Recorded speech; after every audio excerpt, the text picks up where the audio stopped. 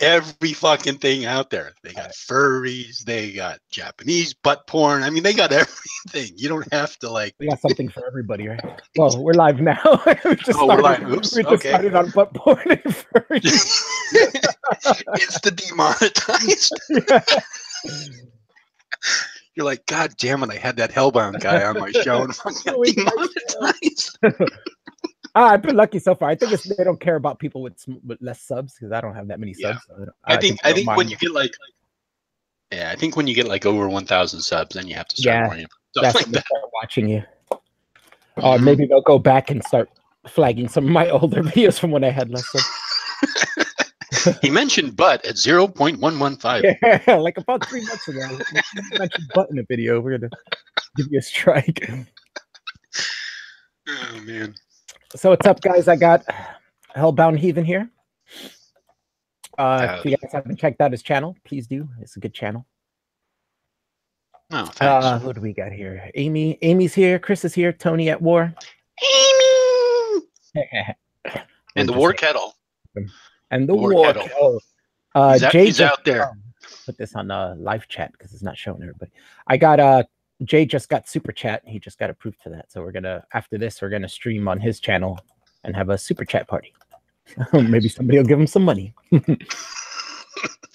Yeah, really. If you say 1488 and choose your $2. Yeah, basically. If you shit Lord Nazi stuff, then people will send you money. What's up, Marino? All you have to do is sell your principles for $2. Yeah.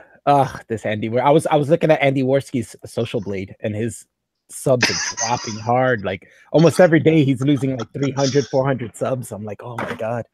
Yeah, it's like a bloody seal just crawled across the Social Blade. Yeah, just slowly leaking out. Like -2, -33, -1. And he's like just switching co-hosts constantly as he can't stick to one.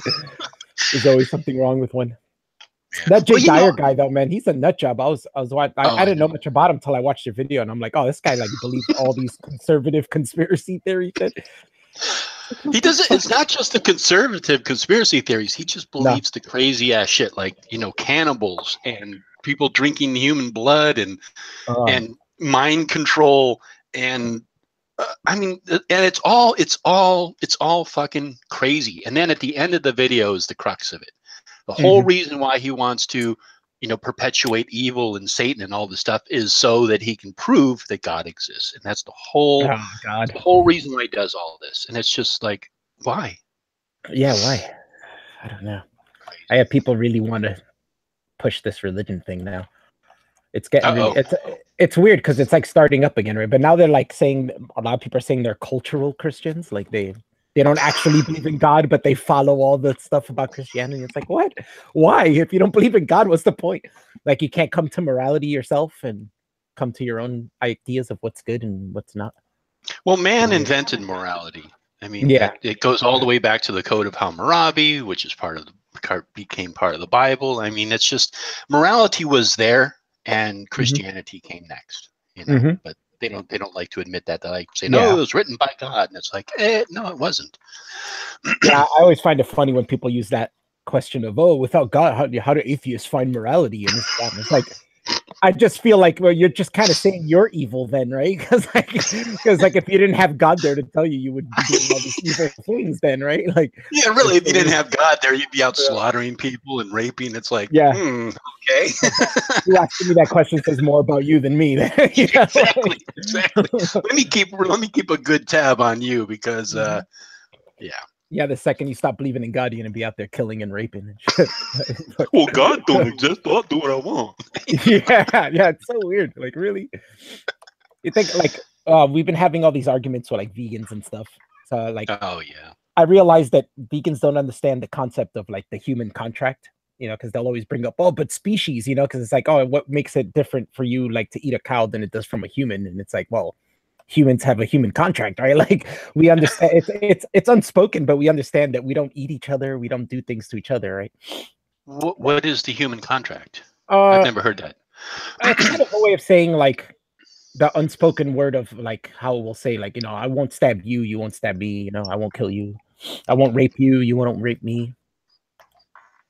We don't actually. You have to create a contract. Yeah, well, it's like an imaginary contract, right? It doesn't really exist, but I'm saying it's like an unspoken thing that we know that within our species. Just like most species don't eat themselves, right? Like most dogs don't eat other dogs, and most cats don't eat other cats. Yeah, and I mean it's inherent in there because it's like that is a violation. I mean, if you commit a crime, if you do something, you understand it's a violation, unless you're a psychopath and your whole world is just weird. But they don't get that. They always try to equate like, oh, you can eat a cow, then how come you can't eat a human or something? I'm like, wow, that doesn't even make sense. That's a horrible argument. It's like cows don't eat each other, right? So yeah, so why would humans eat each other? It doesn't make any sense. Yeah, that's also why cows have, what is it, like 6 stomachs or 3 stomachs, so they can digest grass. Yeah. Like we can't go and graze. Like you and I, if we get hungry, we can't go out and graze. We just don't have that ability. On it. Yeah. That's why we kill the cow and eat the fucking cow. Yeah. I mean, it's even the point where we've bred them for that for so long. That's pretty much their purpose now, is to be eaten and milked, Exactly. Yep. Chickens, cows, pigs, sheep, all of those. Well, not sheep, maybe. Yeah, the sheep, lambs and stuff like that. Yeah, I mean the whole vegan thing is it's a way to reach some kind of morality and righteousness that they're I mean it's that virtue signaling. It's like, oh, I'm better than everybody because I don't eat animals. It's like, that's why I say some. I mean, some of them are cool and you don't see them really push it that much. That's just kind of their own view, but there's just some that the way I see it is like some of them don't even they try to hide behind the issue of, oh, we're trying to save animals and this and that, but I think they're just trying to be better than everyone else. They just pick something that they're like, oh, this makes me feel better than everyone, so I could push it in their face. There's this kid made a video on Devin like recently. It was like a 3-minute one. We made an 18 video that Jay's editing. He's gonna put out later, but he took a clip of Devin saying, I was trying to help you guys. I'm trying to give you advice, and then he says, oh, we don't want you to help us. We just want you to be vegan. And it's like, what? So you'd rather him become vegan than him help you get other people to turn vegan? Like that doesn't help your cause. Like, I don't get it. So like, that's where I come up with the thought that's like, oh, they don't really care about the cause. They're just trying to get people to change so they can be like, oh, look, I got this person to be a vegan, Yeah. No, I purposely will eat meat just to spite them. Yeah. You know what I mean? It's like if they ever come to my channel messing with me, I'm gonna just film myself like Billy did. I'm just gonna film myself just eating the steak. Yeah. Oh, that was great. That video got so many views. He's like, man, I should make videos cooking steak more. And the funny thing is, I don't eat red meat that often. No, yeah, I don't mean either. But I would do it just to spite them. And also, man has evolved. We need those complex proteins in order to build, especially the brain, and that's how we've evolved. We have eyes in the front of our face. We don't have them on the sides. Yeah, we have them in the front. Yeah. But you ever seen that guy in Toronto that they were like vegans were protesting his restaurant? So he took a whole lamb and put it in the front window and started cutting it up. That guy went on Joe Rogan. He was actually a cool guy.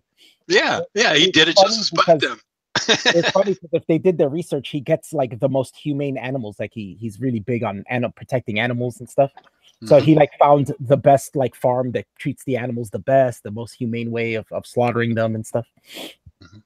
Now that is one thing that they should do. Is a lot of, especially the chicken farms. The chicken farms are some of them are very unhealthy, and I agree. Like in Vietnam they call it gadi bo, but it's like a walking chicken. It's a chicken that's free range. Like we would call them free range. Those are better. The meat tastes better. Everything's better because they're not stuck in cages, and it's just better for them. Yeah. So that I'm for. I'm for more humane treatment. Yeah, definitely. But I'm not going to stop eating meat. Yeah.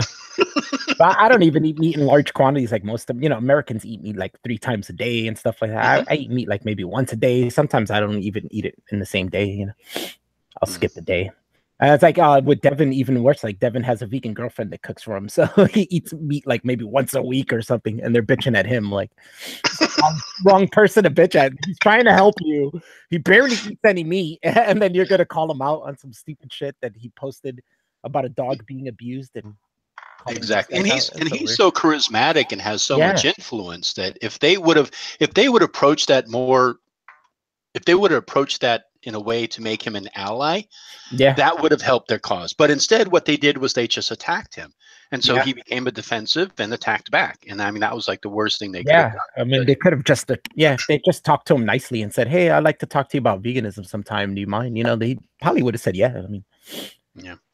And I don't know exactly how you place yourself on the political spectrum, but a lot of these people that call themselves social justice warriors or who are out to like change social issues, they're not interested in actually changing it.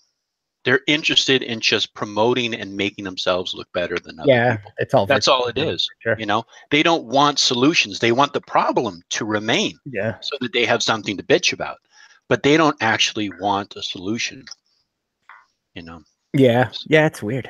These guys, they're never happy either. Like, even if they're complaining about something and then it gets solved, they'll just like complain about the way it got solved, or, you know, like, well, it's funny because I worked for a union and I was actually a shop steward, and I was a chief shop steward. And a lot of the people who came to me, all they wanted to do was bitch and complain about what was going on. And so I would sit them down and say, okay, let's figure out a solution. Let's figure out a solution. And they would not want a solution. They would want the problem. And so that's kind of like the insight that I had into that. That's so weird, right? Like, I don't get that. I was just seeing Trump just signed an executive order to keep the families together. You know, everybody's been bitching about the families getting separated. So now he just signed an order to keep them together.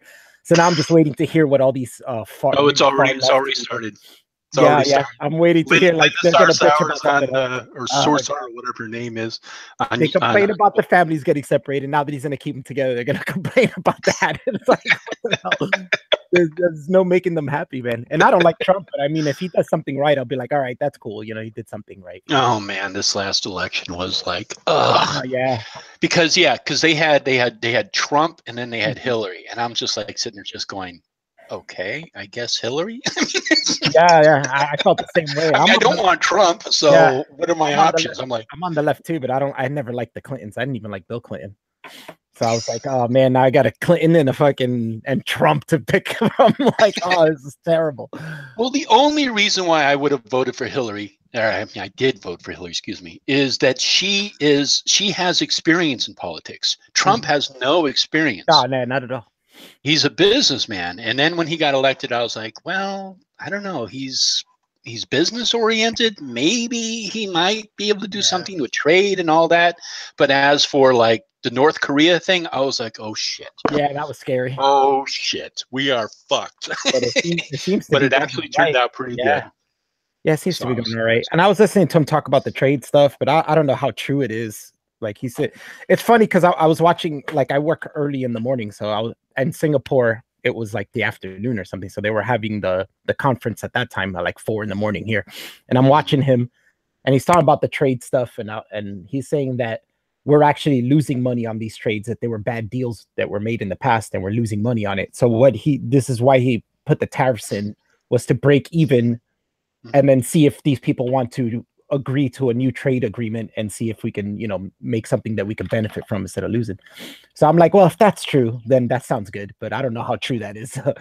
The funny thing about him is he doesn't say what department tells him this information. He just, somebody told me. And I'm like, who's somebody? Like, you're the president. You should be telling us who gives you this information. Like, that's what he said for everything he quoted, every statistic he said, somebody told me it's like, we're losing like 40% of our money doing this. And I'm like, what? Who told you this? You know, where's this information coming from? It's so weird. The Illuminati told me. He said the secret studies of the Illuminati. Yeah. The globalists told me. But he said this stupid sentence. It was the most redundant sentence. It made me laugh. Just one? Yeah. Well, this one was extremely redundant.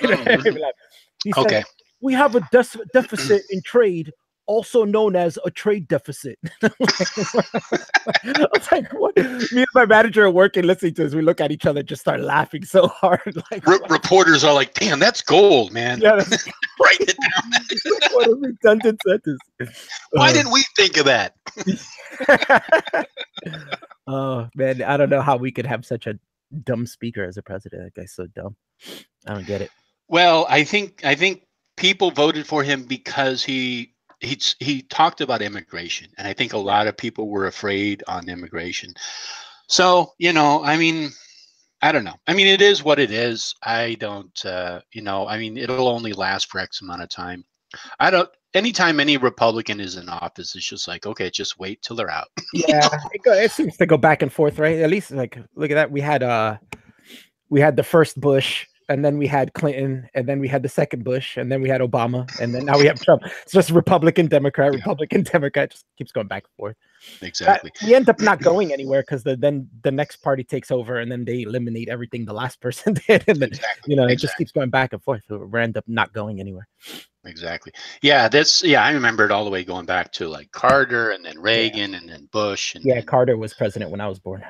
Yeah, and then Clinton, and then Bush.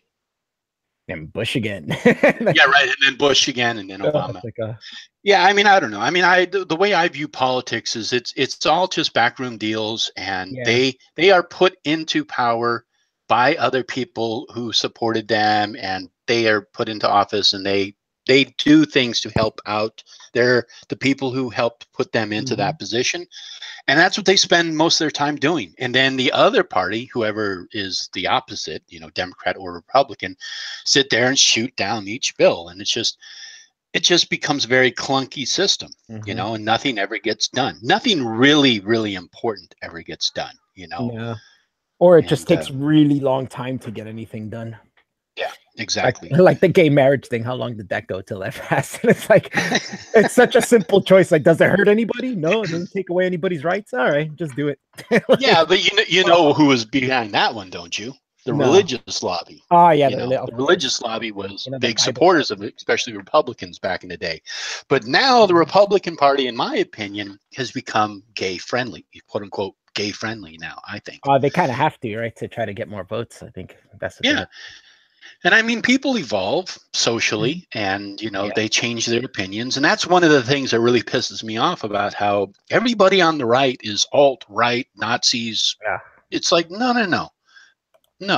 You know, there's a whole wide range of gray in the middle. And you have all these people who have all these various opinions, you know. And even some people on the left that aren't as left as some others are alt-right, right? Like, people are so far left that anybody who's on the left but not up to where they are in the left, they're like, oh yeah, that guy's a Nazi. And it's like, what? Right, exactly. You get like Steve Shives and other people like that on the far left, and it's like, okay, everybody who disagrees with me is on the right. Yeah. And then you get people on the right, you know, who are like, I don't know, what, David Duke, you know, everybody on the left is just like, you know, fucking crazy hippies living out in the forest in California eating granola, you know.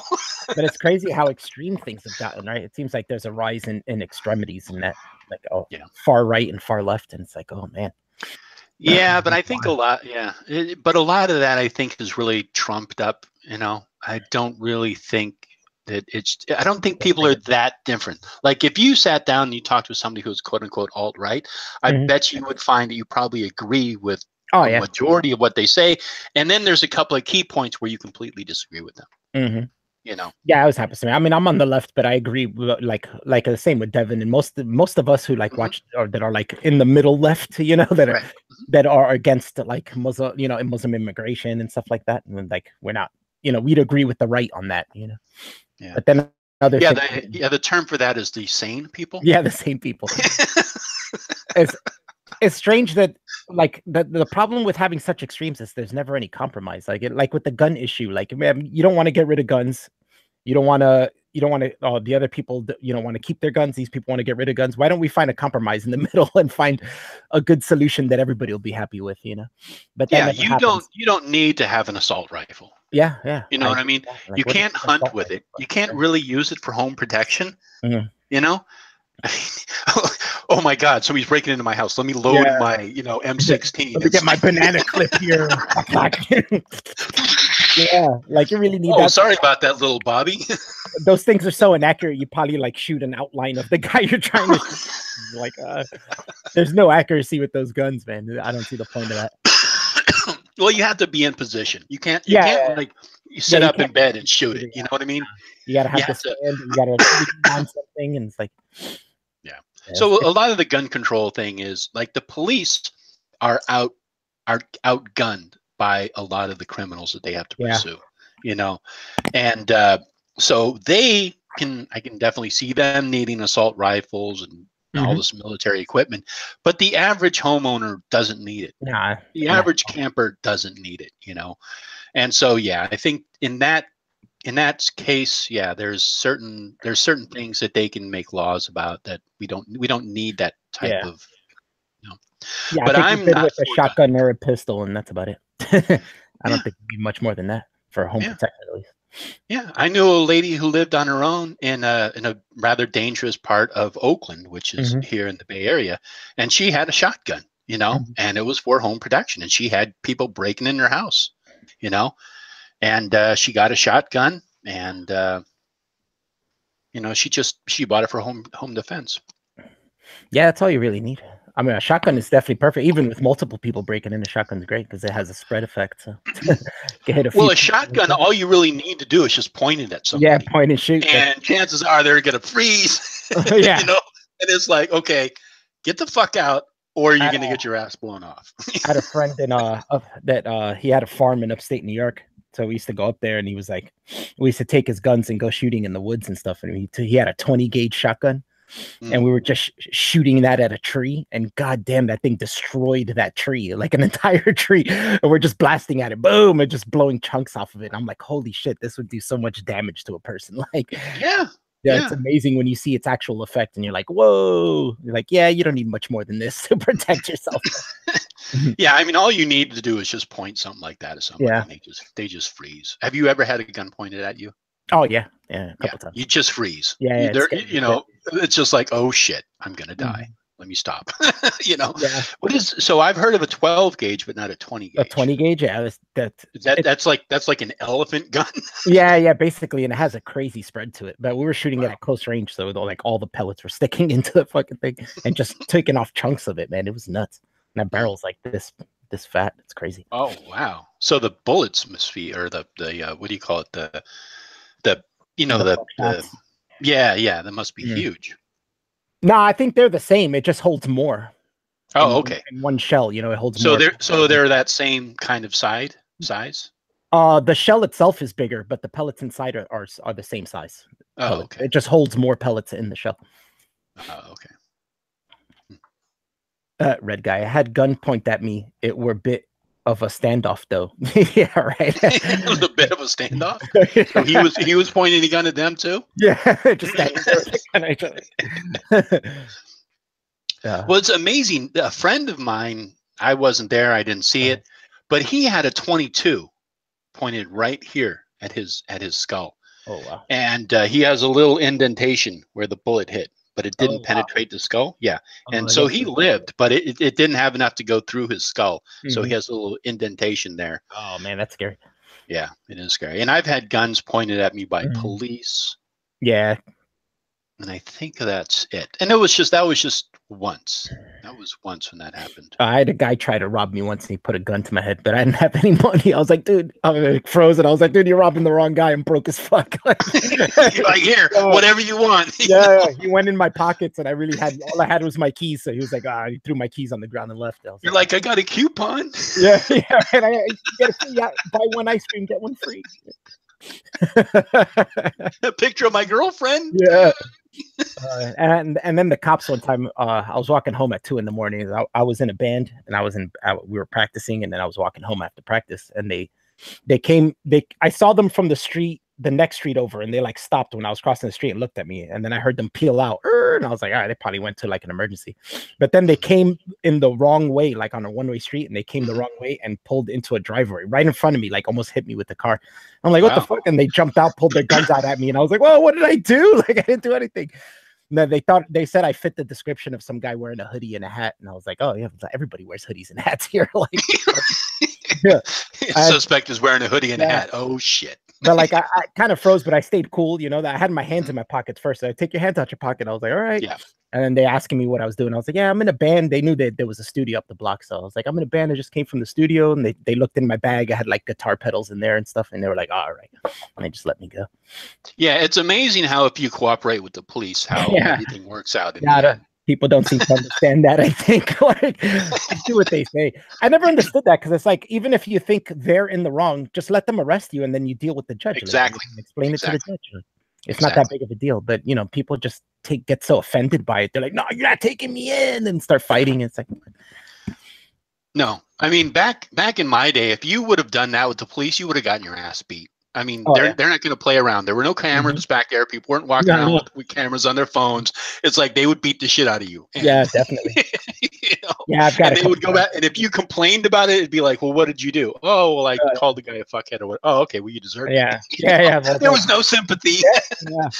There was actually, I don't know if you've seen some of my videos, but there's actually a video. I did kind of like a little video for a Dead Kennedy's police truck.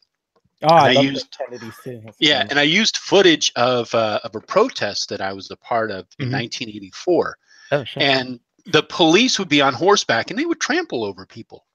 They would slam up against a wall, hit them with billy clubs, and this was just what happened. Yeah, you know? It's normal procedure. Yeah, it was normal procedure. You would never see that today. Never. I love that song. That's a cool song. Yeah. And I was at that concert too. Really? Oh man, you're lucky. Well, 1984, I was like 5 years old, so I wouldn't have been able. Yeah, 1984, I was 67. I was 17 years old. Wow, that's cool. I wish I could have seen Dead Kennedys out. I had chances to see them after Jello left with the new singer, and I was like, I don't even want to. I thought he was. Yeah, he pursued politics for a little while. He tried to become the Jello, mayor of San Francisco. Yeah.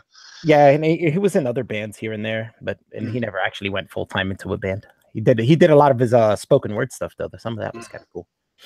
But I don't know. I think he went a little too over regret. I think most of the punk bands just started falling into the aggressive stuff now. Recently. Well, yeah, there was a lot of regressive stuff going on in the punk scene back then, and it always was that. I mean, even what's the name of that band? The band Green Day. They did a song where they said, you know, no war, no KKK, no Trump, no something, blah, blah, blah, whatever. Yeah. But a band called MDC actually created that. That was part of their song. It was no war. Dead Cops? Yeah, Millions Dead Cops. Yeah, I forgot about that. They were from Texas, and then they actually they lived in a squat here in San Francisco for a while, and they moved up to the Bay Area. But it was no war. No war, no KKK, no fascist USA. And that's what it was. That was the saying. And then Green Day changed it a little bit. Yeah. I'm amazed you know about MDC. Yeah, rarely anybody knows about that band. This area in New Jersey was very punk in the 80s. And I grew up with all these punks around me. So I grew up to like punk music. And you probably would have been too young to see MDC, right? No, yeah, I wasn't. I don't know. Because I think they lasted still a little while. When I was older, or maybe they came back because I had a friend who told me they saw them. He was only like a year or two older than me. So I don't know, because they might have gotten back together for a bit or did a reunion or something. Did they? I kind of fell out of the scene after a while, but but it was funny because MDC got flack for saying Millions of Dead Cops. So they said, "Oh, okay, well, it's actually Multi-Death Corporation," and then it was like Millions of Dead Children, and they would just change their name. You know, the police, whoever they had to. Gina's asking you, are you in San Francisco? Yeah, you just said that. Right? Yes, I am. Yeah, I live in San Francisco. I've lived here almost all my life, but I wasn't born here. Here's some trivia. You live in the hilliest place in the United States, and I live in the second hilliest place in the United States. No, okay. Yeah. Where's that? Union City, New Jersey, right across the river from New York. Interesting. Yeah, San Francisco is very hilly, and I live very much in the downtown area. So it's like no matter where I go, I have to walk up or down a hill. Oh shit! My house is right on top of a hill, so everywhere around me floods except for my house. Like all the houses on the top of the hills are always good, and the water goes straight down, and everybody at the bottom of the hill is always like, "Oh no, our houses are flooded." And you're just up on top of the hill. Yeah, nice and dry, like watching the water flow down the hill, like Yeah, I joked with my girlfriend. I said because we were watching some show about global warming and how the sea level was going to rise, and I said, well, I don't have to worry about anything. I live up on top of a hill, so I'll be just fine. Yeah. I'll live on like one of the little islands that will soon become San Francisco. You know? Yeah, it'll just be a little circle on top with like 5 houses. Right. Exactly. The trolley that comes out of the water. That'd be cool. That'd actually be kind of cool. Yeah, really. Ding, ding, ding, ding. They could make it out of the 40,000 Leagues Under the Sea wide from Disneyland. Yeah. Yeah, I've never been to the East Coast. Maybe someday I'll make it out there. I've never been to the West Coast. I've been all up and down the East Coast, but I've never really been out of the coastal area. Yeah. I think I was at an airport once in, what was the farthest east? I've been to Chicago. That's about as far east as I've been in Chicago. Yeah.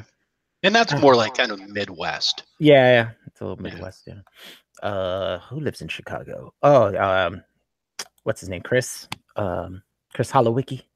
Drunken Ape. Yeah, he's in Chicago. Well, Billy Bong lives out near you, doesn't he? Oh yeah, we're close. He lives in Brooklyn. Yeah. Have you guys ever hung out? No, but we keep saying we are, and then we never end up doing it.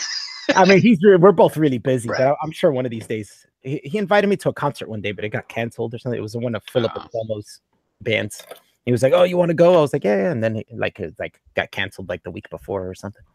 We'll just call him up and say, "Hey, Billy, I got some flavored tobacco. We should get together sometime." Yeah. He'll probably be like, "I got some of that wacky tobacco." Yeah, I wouldn't mind hanging out with Billy. He's cool. I like. Yeah, we have a lot of common interests too, like horror movies and stuff like that. I'm not into horror movies. No, I mean, I like suspense movies, like Hitchcock and those type of movies, but I don't like slasher films. I grew up on Hitchcock too. Yeah, the Psycho was like the first. Well, back in like the 50s when that came out, that was considered a horror movie, right? Like Psycho. But like if you watch it now, you'd be like, yeah, this isn't horror at all. But I mean, it's still horror though. I mean, it's still kind of. That's why I like those psychological thrillers, because you're just like, oh man, what's going to happen? And yeah, I do. The suspense is great. I do like the more psychological side of horror movies, like the movies that make you think and are more psychological. I definitely enjoy those more. Yeah, I don't like some of the films where it's just like blood and guts and gore and stuff like that. It's just like I'm just like sitting there just going, I don't want to see this. I grew up on that since I was like 6 years old. My dad was a horror fan, so he never censored me. So I used to watch the craziest horror movies, like Evil Dead 2 and stuff like that. I'd be watching those when I was like 6. So the gory stuff don't freak me out, but I'm not a big fan of I like creative stuff, so I'm not a big fan of like slasher movies. Like just a guy with a knife, big deal, like I like that's stuff a dime a dozen. Yeah, there's a million of those, and that's like real life. I grew up in the ghetto. Like I've seen people get stabbed. Exactly. I'm like, this isn't scary. This is real life. But like stuff with like interdimensional demons or something like that. That stuff like that I can enjoy. Yeah, at least it's something creative. Yeah, it's like what was that? There was the movie Big with Tom Hanks. That's not a horror. That's not a horror film. But he's like living in some hotel in the middle of a really bad area of like New York or something, and he's watching TV and you hear gunshots and yelling and screaming and all this stuff, and he turns off the TV and the gunshots and the screaming is still going. Yeah, man. It's so weird. This area used to be, when I was growing up, this area used to be so ghetto and dangerous. And then like my parents got divorced and me and my mom moved out of here and we moved to like a nicer neighborhood. And then 6 years later we moved back and it was a totally different place. Like it's still a poor area, but there's just no violent crime anymore. It's very rare. Good. Yeah, I look at the news all the time and I always see the areas more down, the city's more downtown from us is like, oh, another stabbing, another shooting, but nothing here. And I'm like, all right, cool. Well, I know in Oakland they had a couple of wars with some pretty serious big gangs, and they were all kind of fighting and vying for territories and all this stuff. And then I don't know what happened. Like all of a sudden, it's just like all that gang violence just sort of disappeared. And I think one rival gang actually just took out the other. Made the territory. And or not made the territory, but conquered it. I don't know, whatever you call, took it over. And so essentially that element of the gang wars, that violent crime went down. Yeah. Well, what happened here? There's some benefits to it. What happened here was the same thing that happened with Times Square with Giuliani, and it was like he basically upped the police presence and it cleaned up Times Square. And that same thing will happen here. Like now we have cops everywhere and nobody causes any crimes. And the cops don't even bust you for small stuff. Like you can walk down the streets smoking weed and they see you and they'll just keep driving. They don't give a shit. Yeah. It's like we're just making sure nobody's trying to kill anybody or assault. Yeah, they see some kid with a toy gun. They don't care. it's, I mean, the police, such a small percentage of police are fucking assholes. The rest of them are decent people. They're just trying to just do their job. They actually want to stop crime. They actually care about their community. Mm-hmm. And you have only a small percentage of them who are like out for a power trip and just want to fuck with people, And those are the ones who are like just going around causing problems, and they don't last long.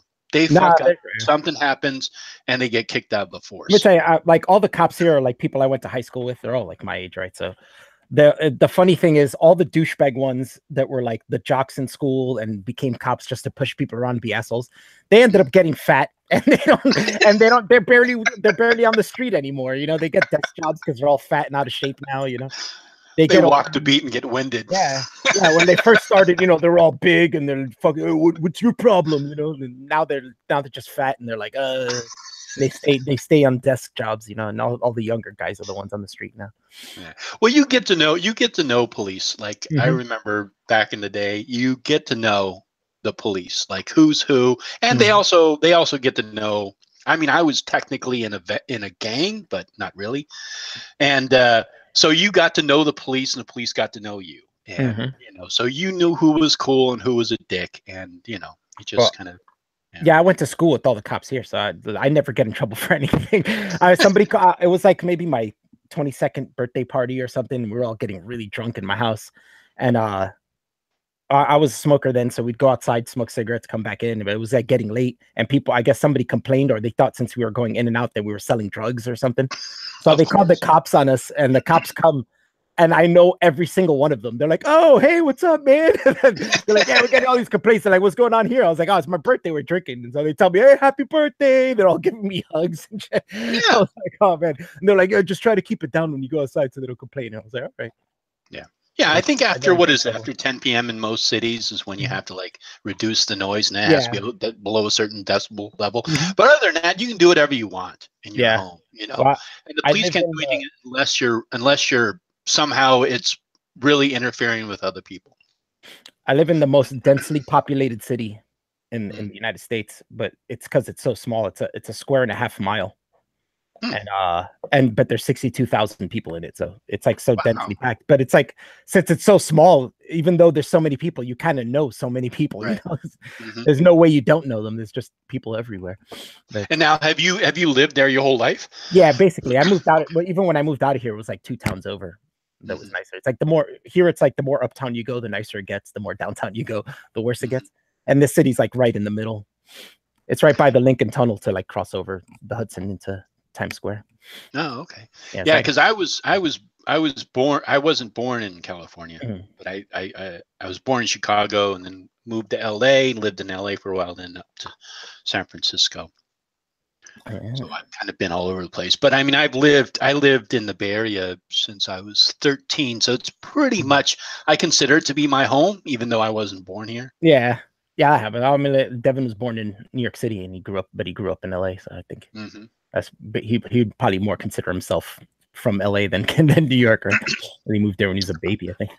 Yeah, I think he definitely identifies with LA. At least it seems to be. Yeah. Yeah, LA. I mean, LA is kind of nice. I mean, I lived in Burbank. I lived in Burbank. I lived in Los Angeles. I lived in Pasadena, Torrance. I lived in Studio City for a while. And I mean, it's nice, but like when I lived in Burbank and Studio City, there was so many people that were just, their goal was to somehow get into the entertainment business. There was running nothing but writers, nothing but people who were struggling to be actors or whatever. And it's just, the atmosphere of it was not something that I was interested in. No. Seems like I lived in Miami for a while, and I kind of feel like some of LA is kind of has the mentality of like a lot of superficiality and stuff. Like, yeah, that's how Miami was. I couldn't take it. I lived there for a year, and I was like, I gotta go back home. I don't like the people here. Everybody was just really like fake. They all had like a face they put on. Exactly. I'm not like that. Literally, they had a face they put on. Yeah. But like being like the Northeast coast is very real, like everybody just tells you how they feel to your face. We get this reputation for being mean, but we're just honest. You know what I'm saying? Right, like exactly. We just tell you how it is. And I think a lot of people take that as being mean. So when I moved to Miami, I was living with a friend from up here that had moved there. And we'd go hang out with his friends from there. And then he would tell me the next day, oh yeah, do you not like this guy? And I was like, what are you talking about? Oh, he said you don't like him. He said you were making fun of him all day. I was like, oh, I was busting his balls. Like, you know, that's what we do. That means I like him, you know, like that's what we do up here. We bust balls. Exactly. Well, there's also an expression like, you know, what is it? People will tell you what you want to hear, but your real friends will tell you what you don't need to hear. You know, I mean, that's, I admire people like that. If they're just going to tell you, hey, you know what, you're being a fucking dick right now, or this, I mean, people who are honest with you, they have your best interest in at heart. So that's how you should look at it. They're not trying to just hurt you and be hurtful or spiteful or whatever. They're actually just trying to help you. So. Yeah, it's true. I mean, I find that strange to have a friend that like doesn't tell you things straight up. Like that's how you should be, right? Yeah, because if you're just sitting there just like rubber stamping everything that they say and everything they do, that's not helping them. Yeah, constantly being all smiles, and then the second they leave, you say something to somebody else like, "Oh yeah, this guy, blah blah blah blah blah," and it's like, "Oh, come on, you could have told that to him. If he's your friend, you can tell him how you feel." You know? Yeah, it's like YouTube is a whole nother weird world because it's like all these people interact. Like you and I, we've never actually met in person. You know? And all these people you don't meet in person, but you kind of see you see a little glimpse into their life, a little bit of superficialness. You don't know what's really going on with everybody. And it's just such a weird atmosphere. And then you have, like we were talking about earlier, you have all these little factions that grow up and, you know, or pop up, and just people align with certain people and other people. And it's just like, it's just so weird. And then I have some people, you know, I'll see on my Twitter feed or my Facebook or whatever, and they talk about these people and how they are. And it's, you know, I watch those people and I watch those people. It's really kind of a weird. Yeah, it is weird. It's a weird culture. I mean, since Devin got the Discord, like we've formed little groups too. And then we have a little closer group, you know, like me and Amy and Chris and Chrissy and all of us, and we talk basically all day every day. Like we're on Discord. I go for I walk dogs as my second job, so I'll be on my phone talking to them while I'm walking dogs. Oh, that's good. And it's crazy how you can form these like really close friendships and really know people like over the internet, over like not even just in the same continent, but you know, around the world. You know, I'm talking to people in Britain, from different parts of Britain, learning about what life is there, and it's strange. It's so weird. I never thought this would happen, like to find a group of close friends like that over the internet. You know? Yeah, that's cool. Yeah, I was actually in that Discord for a while, but I was running out of hard drive space, and so I had to eliminate a lot of programs. And I was like, I don't really go on the Discord, and so I uninstalled it. But I recently reinstalled it, so maybe I'll join that Discord. Yeah, and I mean, I think it's good if you make connections like that, like you and Amy and the War Kettle and I mean, that's fantastic, because now you have friends around the world and you can hang out, but you also, you know more about them. You're actually spending time and energy to get to know who they are. A lot of these people on the internet with these random icons, they're just showing you only what they want you to see. That's it. You don't know anything else. The way I see it, like some of these people, you know, like these shitlord kids, they come on the internet and they just have anime icons and they're just always talking some crazy shit, and you're like, what the fuck? And you just think like, this has to be a character, right? Like this person cannot act like this in real life. Like if you act like this in real life, people will punch you in the face, like, you know, every day. You just be walking around every day with a black eye. Like there's no way you could act like this in real life. Yeah, really. If you kept typing like Jews, you know, with the parentheses there, 1488. Can you imagine walking around your life just calling people Jews on the street? You fucking Jews. Yeah, you wouldn't last long in either one of our neighborhoods. No way. They would get their ass beat every day. Yeah, well, there was a group called the San Francisco Skinheads that grew up here not grew up, but kind of popped up here in San Francisco for a while. And they weren't like the skinheads they had in England, which they were kind of molded after. Yeah, because that was more like the working class people, and these were like, you know, like little white kids who had a chip on their shoulder. Yeah, and you know, they came up, and then they had this interview on the SF Examiner, and they're being tough, like, oh yeah, we want to get all the Jews out of our city, and all the blacks and all the Mexicans. We want them all out of our country. It's like after that, each one of them just slightly one disappeared. One we had that, we had that going on Where'd here. they go? We had that going on here in the 80s when I was a kid, and there'd be like a group there'd be two skinhead groups. There'd be like the skins, and then there'd be the sharps, which were like the skinheads against racial prejudice. Right. And those two would always be fighting, but eventually like one beat the other out, and then the sharps were the only ones that were around. Yeah. But now you don't see any. They're all I think that's pretty much what happened here too. But they were also against the punks, and so the punks were fighting the skins, and that's over here the skins got along with the punks. Well, it was not the racist ones, but the other ones. Right. Not the racist ones. Obviously, the punks. Yeah. You're right. Punks were always regressive, but I think it was a different climate. So at that time, it was okay to be that way. You know, like things were different in politics at the time.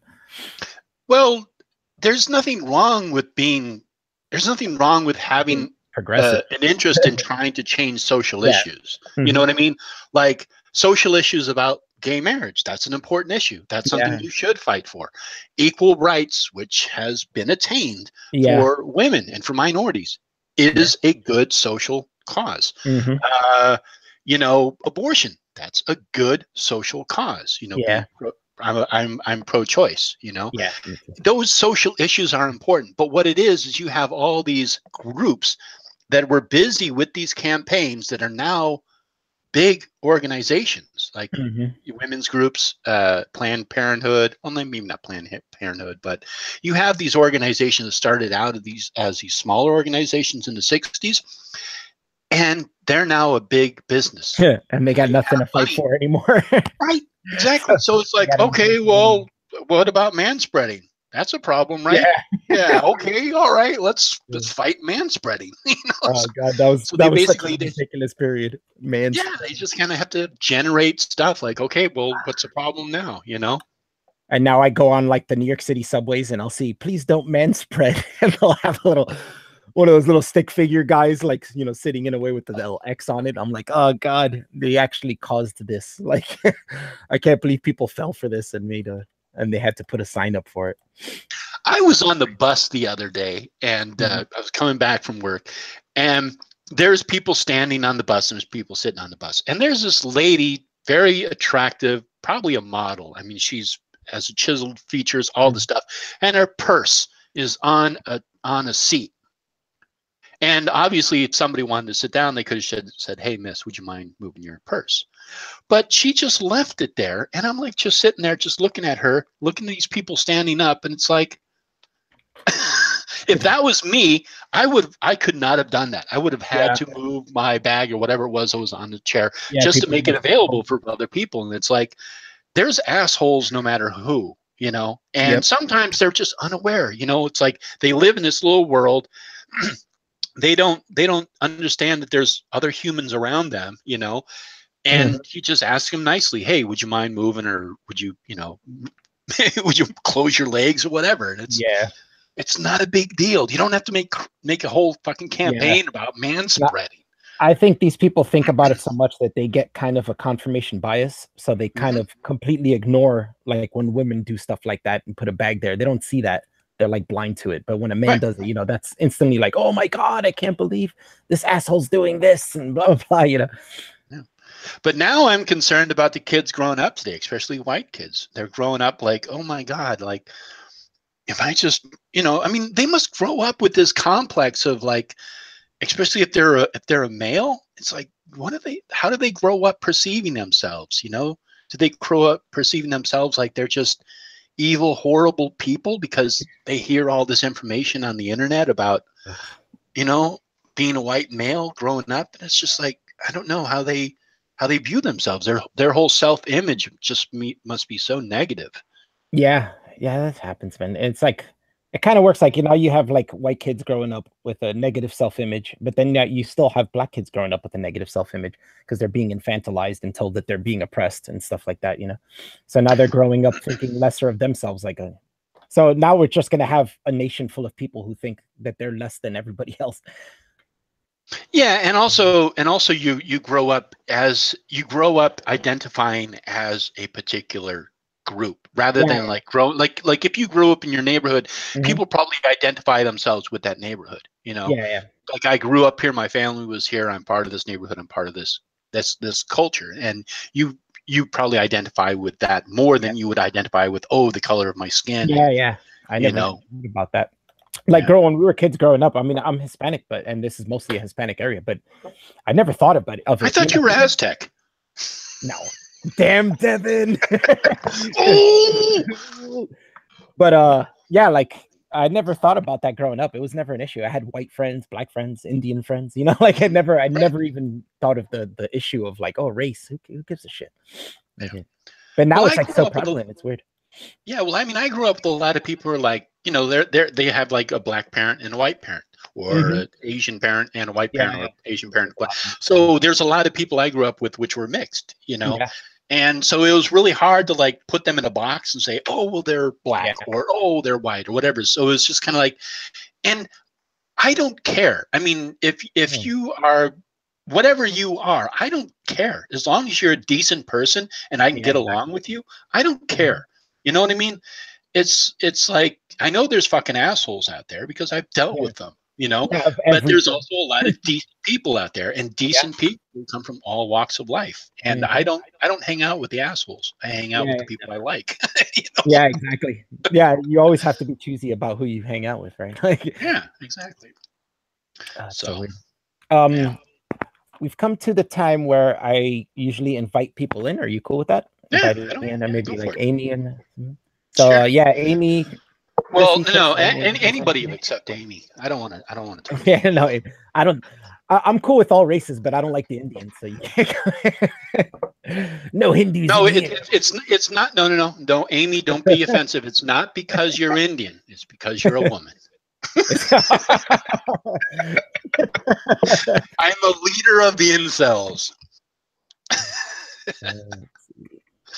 There was actually a good video by shit, what was his name? Damn it.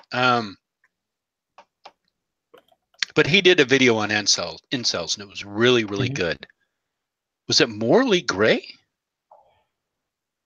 Anyhow, I'll have to look into it and get back to you. But it was a really good video on incels. I did want to ask you, what is your connection with the witch stuff? What is my connection with it? On that. Yeah, I see you make a lot of videos on witches and stuff. Yeah, well, I mean, I've studied the occult since I was about 13 years old, and I've been initiated into a witch coven. And yeah, so I mean, it's a part of my life, but it's the way that I view it is a lot of the stuff that's around today is just kind of new agey stuff, you know. My beliefs and the way that I perceive things is much more grounded. Like, I don't believe in spirits and evil forces and all this stuff and angels and and so it's very grounded, and it's a little more down to earth. It's a way of looking at the world and perceiving things and understanding the interactions of things. And there's actually a lot of, if you read the foundation of occult doctrine, like if you read the 3 books of occult philosophy by Agrippa, a lot of it is ancient wisdom. A lot of it is ancient philosophy. There's a lot of Plato, Aristotle, and all that thing. And so there's a lot of wisdom and a lot of information in there. And people seem to focus in on that magical aspect. And that is an element, but it's also understanding you don't poof things into existence. You know, that's not the way it is. And also, like, for example, the law of attraction, you know, if you think positive, good things are going to happen to you. Yeah. It's kind of like those self-help kind of things where they tell you, like, if you have the will to achieve something, that you will, you know, if you constantly think, you know, I can do this, that you can actually will yourself into doing things. Yeah. But like, for example, if you would have invited me to this hangout and I would have been just like sitting there, just, you know, ask me a question. What do you want to talk about? If my personality was such that it was not attractive to you, like if I wasn't giving a smile and I wasn't giving a positive outlook, you would perceive that, you would pick it up. And so that's understanding that if you are positive in the way that you approach situations, you can definitely change them. And I've done this. I've done this with people who are like in my face, yelling at me, calling me a fucking faggot and all this shit. And I just sit there and just smile at them. Yeah. Yeah, I've done stuff like that too. You know what I mean? Yeah. And suddenly their whole personality changes. They back off and, you know, and it happens. So that understanding that aspect of it is understanding how, yes, there are ways that you can change and manipulate situations. Red guy. Sorry, I had to put my headphones are dying. Red guy said, "Ask him about the Necronomicon, please." I was laughing before reading that. Red guy. That's an invention by H.P. Lovecraft. Red guy, you know. Yeah, it was. I mean, I think H.P. Lovecraft based it off maybe the Egyptian book. There is actually there was a ancient grimoire, quote unquote grimoire that's based off, but I can't remember exactly what it is. But yeah, H.P. Lovecraft made it all up. And Red Guy, by the way, he's a good guy. I had him on my channel before. Yeah, I love Red Guy. He's a nice guy. He is. He made a birthday video for me that I love. I put it on my channel recently. And he's one of those Jews, but he's a decent guy. What the fuck? A red berry Jew. So I have the Simon edition. What? Oh, like the game Simon with the colors. Simon says, I played that game a lot when I was a little kid. It was a fun game. Says, I remember that. You ever play 7 Up? Did you guys 7 Up? Yeah. You it was in school. You put your head down on the desk so you can't see, and you leave your thumb up, and then the people have to go around. 7 kids have to go around and put your thumb down. Yeah, and then you have to figure out who it was. Okay, it was kind of like Duck, Duck, Goose, sort of. Yeah, kind of. Yeah, okay. And they all line up in front of you, and whoever has their thumb down gets to pick. Let's see who hit my thumb. Was it you? And they'd be like, yeah. Yeah. Silly game. Yeah, wow, I haven't played that. Yeah, that's a long time ago. Yeah, that's when I was in was it preschool, grade school, or something? Yeah, it was 5th grade games or something you play at the end of the year when there's nothing left to teach you. But you had to be in school, so you just play these silly games the teacher makes you play. They were fun though for kids. Yeah. Do you live in a dorm? What's going on? No, that's my roommate. Oh, okay. Hello, roommate. Yeah, you can. Yeah, whatever, fucking baldy. Yeah. Who's this bald guy you're talking to? Amy said she'll be in a minute. She's gonna make some coffee. Okay. It's kind of hot for coffee in the summer. It better be iced coffee. Iced coffee sounds good. Yeah. I actually cut back on coffee now. I just drink tea. Yeah, I should too. I drink 3 cups of coffee every day. Wow. That's a lot. Yeah, I don't know. It's just something I've done most of my life. I should probably stop because I might have a heart attack one of these days on so much coffee. Well, that coffee's part of your culture, isn't it? Yeah, it's big. A lot of the Aztec culture. The Aztec culture. We're Incans, damn it. We're the greatest empire of South America. Were until the Spaniards came and killed us all. Damn Spaniards. Yeah, they ruined everything. I always found it funny how the Spaniards basically took over Central and South America and mixed with everybody, or raped everybody maybe. But the English took over North America and they didn't mix with that very much at all with the natives. So it's kind of weird. What was it about the Spaniards that wanted them to have sex with everybody there with natives, but the English not? I don't know. That's a good question. Yeah, I think because a lot of the Europeans that came over were Puritans. A lot of them were kind of escaping from religious persecution, and they perceived the natives as evil, very negative, and really considered them to be pagans and heathens and didn't want to have anything to do with them. And so I think that's probably why it was. And maybe the Spanish were not quite as religious, maybe feeling persecuted, and so it was easier for them to intermingle. I guess it was more of a conquest, right? I guess in North America, it was more people escaping and making little communities. But in South America, it was more of a conquest. They were just taking over. Yeah. But I mean, Europeans have, yeah, Europeans took over the world at one point.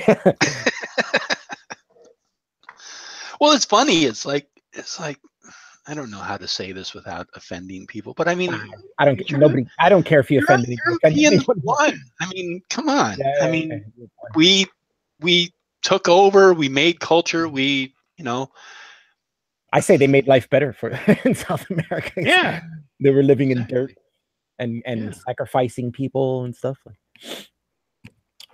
Who was it? I talked with Devin. Oh yeah, that's like Devin put me in a video one time, and he's like, I don't blame Alfie for the sacrifices that were being made. Sacrificing virgins, throwing them into a volcano. Yeah, exactly. Kalima. I always been there when people talk about reparations stuff. I'm like, where's my reparations from the Spaniards, man?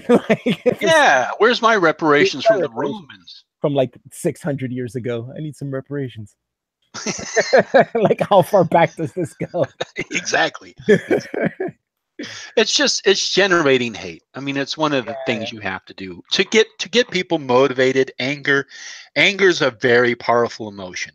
So if you can get people angry about an issue, you have to generate emotion. Like if you have a social campaign that you're trying to perpetuate, you need to keep people motivated. You need to keep them energized. And one of the ways is to get them angry about stuff. And so you'll stretch the truth to make people angry. And that's what they're doing. They're emphasizing things. They're stretching the truth to keep people in a state of anger so they stay energized. And it's very unfortunate because now it's reaching a destructive level. Yeah, it's getting crazy. But I feel like people always ask me like, oh, how you think this SJW, how long you think it's gonna last? How much is, and I'm like, I don't think it's got much longer to go. I feel like the next generation is always a counterculture to the last, So I think it's like a 20-year stretch, and then after like 20 years, it switches to the tape switches to the exact opposite, like.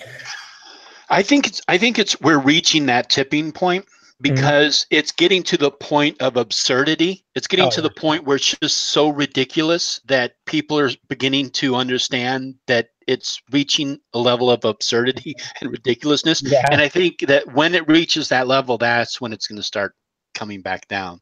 Like you said, it's just going to fall back down. And I think the next generation is going to reach a middle point, because since we have two extremes going on at once, I think the counterculture is going to be like hitting the middle, right? Yeah. Not being. I hope so. I mean, it's very destructive. We shouldn't be placing so much emphasis on differences of people, and that's all we're doing. We're just putting a microscope under it. It's just ridiculous. It's horrible. Putting it under a microscope. I personally don't care about anybody's identity. Like, I don't care what you identify as. You're cool with me or you're not cool with me. That's it. Like, I don't care what you identify as. You want to be gay, be gay. You want to be, you come up to me and be like, well, as a gay black person, I don't care if you're a gay black person. All I care about is who you are as a person. I don't care about what you are. You don't understand the struggle, man. Yeah, the struggle. Oh God. No, that happens in the pagan community too. People will be like, they're talking about this. Like, I've heard people say stuff about Trump and, concerned that the burning times are going to come back and all this. And it's like, what are you talking about? What has he done? I mean, come on.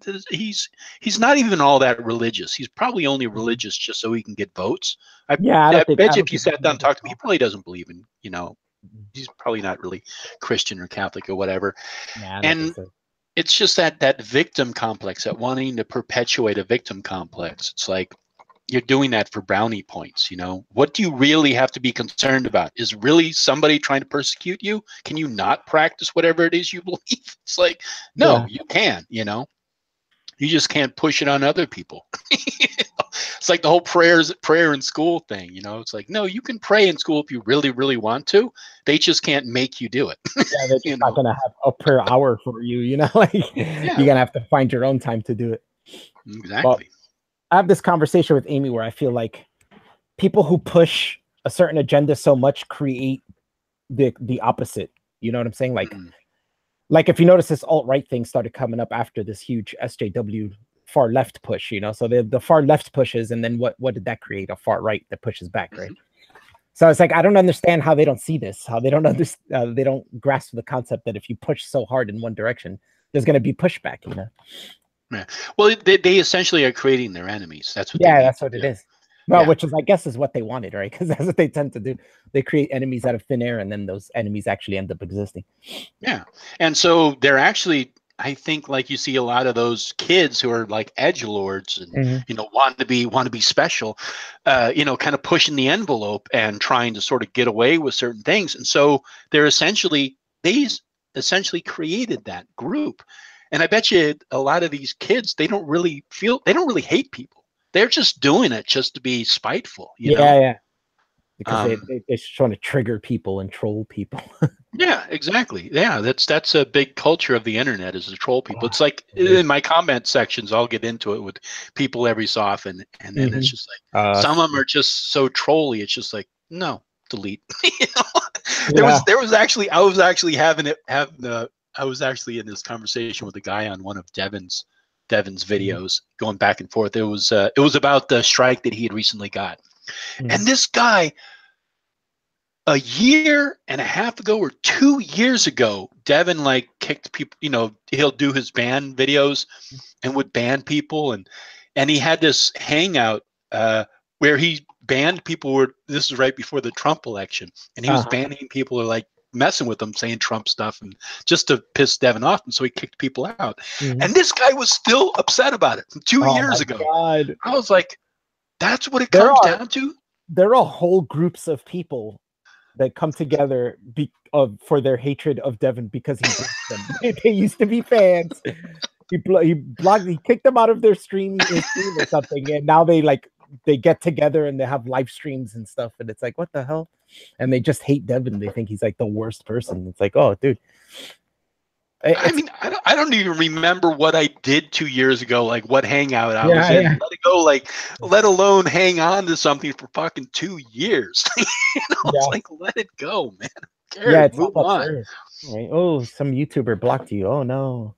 Yeah, really. Who fucking cares? You know? And you're not even blocked. You can still watch the video. You just can't comment. That's all. Yeah, I've told Devin that. Now we're practically friends. We talk like every day and stuff. But I told him like I have no illusions that I won't say something stupid one day and you'll block me or something. And I'm like, but if you do, I'm still gonna watch your videos because your videos are off. I'm not gonna be mad about it. I'm gonna be like, oh well, I said something stupid, got blocked, whatever. Yeah, I don't think he's gonna block you. Nah, he probably wouldn't. There she is, Amy. Hi. Sorry, it took me a second. I was making. That's all right. Okay. I'm glad you got your couch back. Yeah, the couch. Everyone is on me about the couch, aren't they? Like, it was behind me, and everyone's like, Amy, where's your couch? What did you do with your couch? And I'm like, it's right behind me, guys. I'm glad the cops busted those guys who stole your couch and got it back.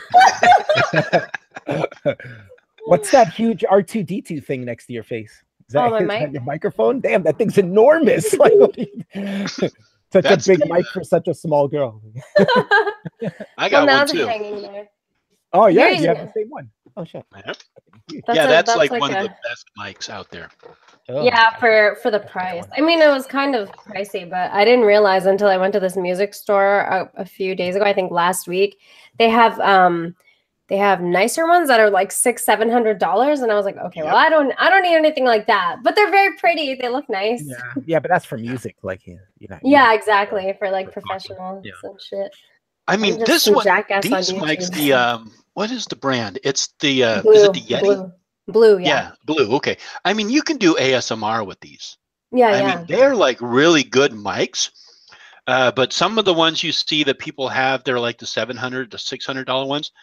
I don't know. I don't really notice the difference. Like if I hear somebody talking on one of these and I hear somebody talking on a $700 mic over the internet, I don't hear the difference. You know, maybe if you're in a recording studio where you need that really sensitive stuff, maybe then.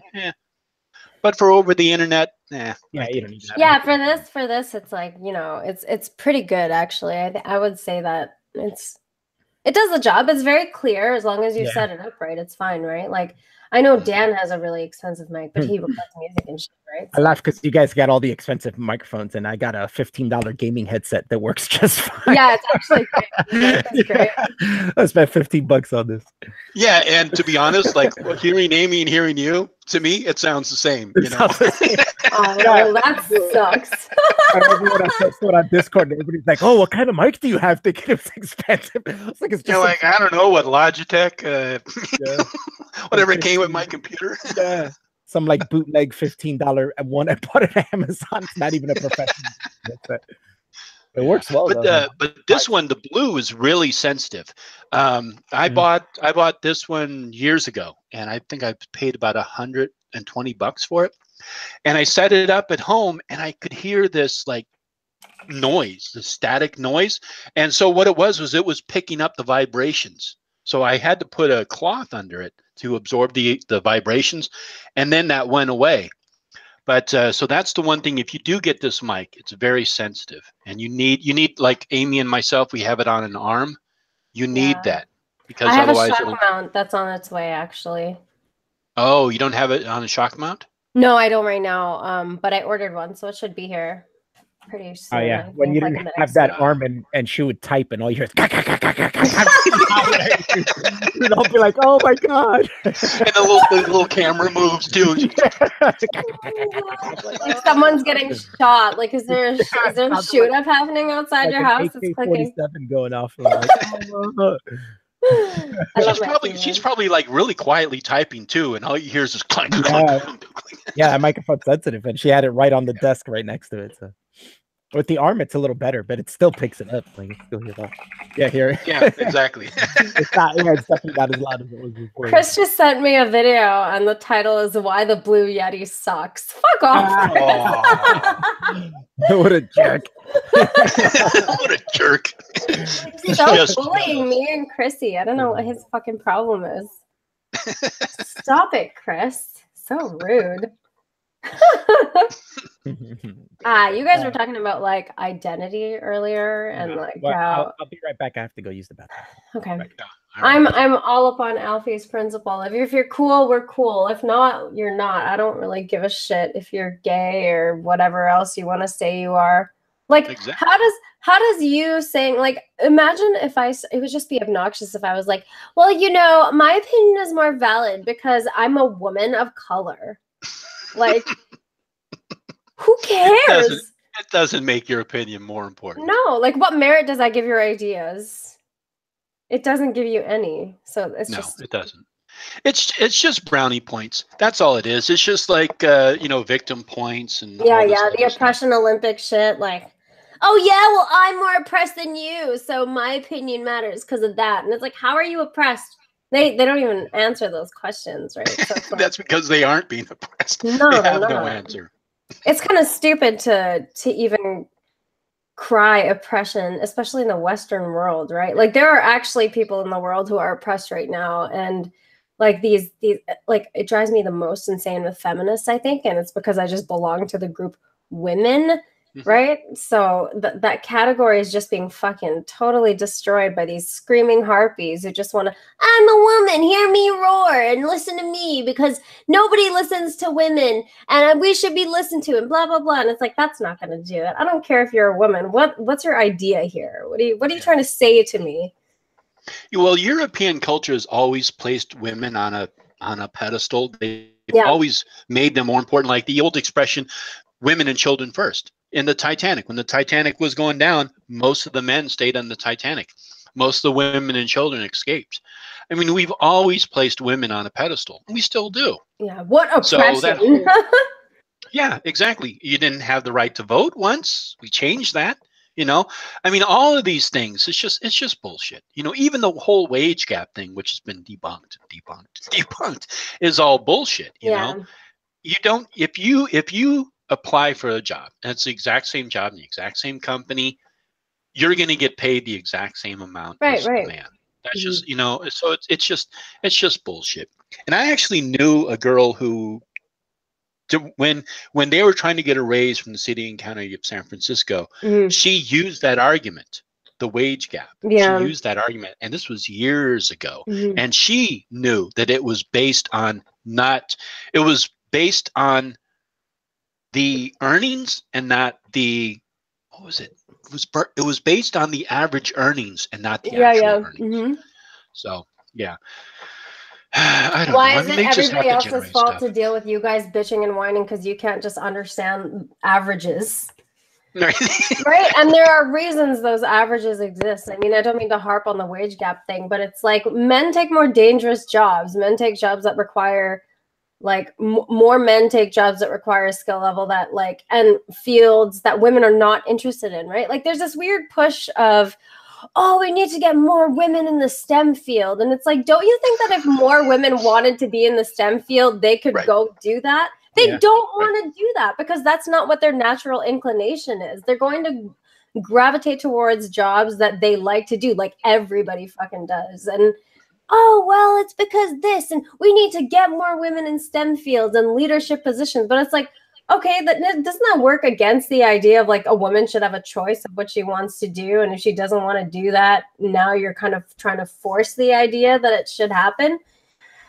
Why? So you have the demographics in your company to be like, see, we're virtuous. We hire more women. It's like, that's not enough.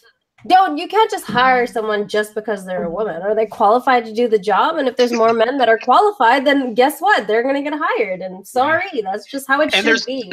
Yeah, and there's certain jobs that men gravitate towards, like you said earlier, and then there's jobs that women gravitate towards. You know. Yeah.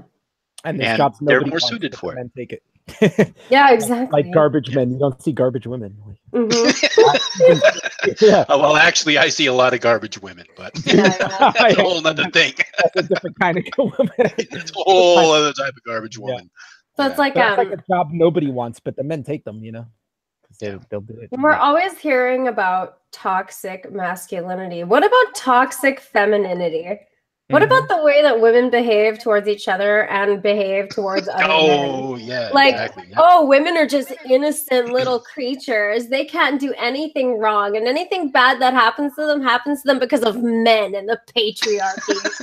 And it's like, you bitches who sit here and like complain about the patriarchy, you have no idea what patriarchal cultures are like, because I'm from one and they suck, man. Like, we're going to arrange your marriage. We're going to run your life. Even when you're an adult, we're going to tell you how you need to live your life, what you can and cannot do based on whatever stupid reason. And it's I was going to ask, were you born in Canada or were you born in India? No, I was born here in Canada. Oh, okay. All right. But the thing is, my parents all immigrated. So my mother immigrated from Fiji. My father immigrated from India. And like I actually lived most of my life with my mom and my stepdad, and he's also from India. And he basically just wanted to live here and enjoy modernity without accepting any of the cultural differences or understanding that if I'm gonna grow up here, I'm gonna adapt more of the culture that I'm living in, right? Like he had a problem with dating and like, you can't go see your friends, you're going to get pregnant, like all this stupid shit. You're going to stay at the house. You're going to do all the housework. You're going to take care of the kids. You're going to help mom do whatever, finish your schoolwork. And then once you're done, we're going to get you married and like, we'll buy you this, this, and that. And that's how we're going to keep everything orderly. And it's like, wow. Yeah, it was very much planned out for you. Yep, and that's why I was kicked out at 14, right? Oops. I had a white boyfriend. My stepdad was not okay with that. Oh wow. Uh-oh. I also got a job. Like he was so pissed because I needed to have 500 hours of work experience for a home economics class that I had. Well, it wasn't elected that I had to take in class, and he was so mad about it. My mom signed the permission form for me to work at McDonald's. That was my first job. And he was just like, you shouldn't be working. This is not good. Who knows what you're going to do when you're out there. It's just, yeah. Could you imagine walking into a McDonald's and she's like, hi, what can I get you? Oh my God. You know what's going to make you fat, right? I was actually fat at that point. So, yeah. Yeah. I don't think you were fat. You were probably a little thicker, right? No, I was. She was pretty fat. No? I see pictures. Like Oompa Loompa fat. Yeah, I looked like an Oompa Loompa. I did. I was really round. And you should see my arms. My arms were so big. Like Chrissy saw one of my pictures. She's like, "Oh my God, Amy, is that your arm?" I was like. Your sister? What the? She ate her white boyfriend at the time. It's funny we never hear about him. Yeah, right. He kind of disappeared one day. I don't know what happened. It's really funny because he was actually chubby too, and like I remember my mom, because my mom was cool with the whole thing. She kind of kept it on the DL for a while until I got caught with the whole thing. But the first thing she said to him when she met him was, "Zach, why are you so fat?" I was like, "Oh my God, Mom, why?" Like, oh yeah, it was bad. It's so weird because you were fat, and I said the same thing that Hellbound just said. And it was like, "Oh, you weren't that fat though." And then he showed me the picture, and I was like, "Whoa!" And then Jay does the same thing. Jay's like, "Oh yeah, I was fat too," and I'm like, "What? No, you weren't that fat. Look how skinny Jay is. Jay is so skinny." Wow. And then he shows a picture, and he had that double chin like out to here, and I'm like, "What? Wow!" Like you lost all that weight. That's great, man. You guys look like have a lot of will. You guys have a lot of willpower to do that. Typical fat, jolly British man. I've been skinny all my life. I have no idea what it's like to be fat. I've been thin all my life too. Yeah. A friend of mine, she lost. I mean, she was huge. She lost an entire one other person in body weight. She was like 300 and something, and she lost 150 pounds. Oh my God! Look what Marino just said. Jay looked like Sarah. Oh my God. Oh wow! Yeah, he was good, man. It's amazing that he lost that weight. Like, and then now he eats like whatever he wants, and he doesn't seem to gain that weight back. So, I don't know what he did that worked, but it worked really well for him. Mm-hmm. You work out every day, so I understand. That makes sense, you know. Like, but Jay doesn't work out. Jay doesn't work out. He's always talking about eating all this nasty food, and he walks a lot, right? Like when he's out, he's always on the street and walking everywhere. So he's not allowed to drive, so I guess he has to walk everywhere. He's not allowed to drive. No, he has a couple of medical issues that doesn't allow him to get a license. Yeah, I haven't. It was weird because I was subbed to your channel. And I don't know what happened, how I got unsubbed from it. Yeah, I saw it yesterday, and all of a sudden it popped up. It said, Hellbound Heathen, sub to your channel. I was like, I thought he was already subbed to my channel. I could have sworn I've seen you sub there before. And the War Kettle, I'm going to have to check, because I know I was subbed to him, too. But I haven't seen any videos from him for a while. It is weird, because, like, almost every day or every other day, I lose, like, one sub. And I'm like, where does that go? But it ends up evening out. I guess the people who get unsubbed sub back or something, but maybe that is something that's going on. Like, well, it's weird because I mean, I'll upload a video and immediately I'll lose a sub or two. Yeah, and I'll be like, the way I look at it is, oh, okay, I released a video and they're like, oh, this guy. Yeah, one or two people were like, oh, I don't like this. They leave, you know. So it's kind of weird, but it happens all the time. Every time I upload a video, I lose like 1 or 2 subs. Well, I figured you had to be subbed because you always come to my live streams and stuff. I always see you in the chat. So I'm like, yeah, you have to get notified. So I don't know what happened. That's weird. Yeah, it is kind of weird. Yeah, but no, I enjoy watching you guys hang out and just chat about stuff. It's fun. You don't see many channels like this, right? You don't see many channels where people just hang out. They're always like, it's always about something, right? It's like, exactly. I feel like my channel's like the Seinfeld channel. It's a show about nothing. Just come on. It's a show about nothing. Yeah, it's a show about nothing, man. Just come on and talk about whatever you feel like talking about at the moment, right? Yeah, I feel like, I mean, like, you can only beat a topic for so long, you know what I mean, before it gets stale. Like once you've made your points and talked about it, sure, things are going to pop up in conversation naturally, and that's cool. But like, if you like, remember yesterday we did a stream where we were talking about Hereditary, this horror movie that we saw recently, and we talked about it for like the first 20 minutes, half an hour, and then we totally went on to other shit. You know what I mean? Yeah, after the stream, I was like, wow, we totally like detoured into other conversations. Like, yeah, there's only so long you could talk about a movie for. Right? Yeah, or anything really, right? Yeah. Yeah, I mean, I had a couple of hangouts on my channel, and I tried to keep it really structured, you know, and I like really tried to keep it structured and stay on the topic, and you just deviate. You know, somebody says, hey, did you happen to hear or see or whatever, and then the conversation begins to deviate, and it's just, you know, after a while I was like, you know what, fuck it. I'm just gonna let it. I'm just gonna let it go. Let it go. Yeah, it's pointless to try and force it into a certain direction. You know, just let it go the way it goes. I mean, yeah, it's good to have the organic. Like, I'm a huge fan of organic conversations. That's why I really like Rogan too, right? Like, he'll have people on, and sure, they may specialize in something or other, but they touch so many things. You also get to know more about a person when you just kind of talk to them about whatever and just see where it goes. It's more an honest way to kind of handle conversations, you know? Is she freeze? Yeah, definitely. It is. Definitely. Huh? What'd you say? Oh. No, I didn't freeze. Did you maybe freeze? I froze. Yeah, like you, I didn't hear you anymore, and your image froze for some reason. I was like, oh. Maybe my computer froze for like a second. It freaked me out. I was like, oh my God, am I in the Twilight Zone or something? Everybody's just like frozen. Like, oh no. Oh shit, the clock broke.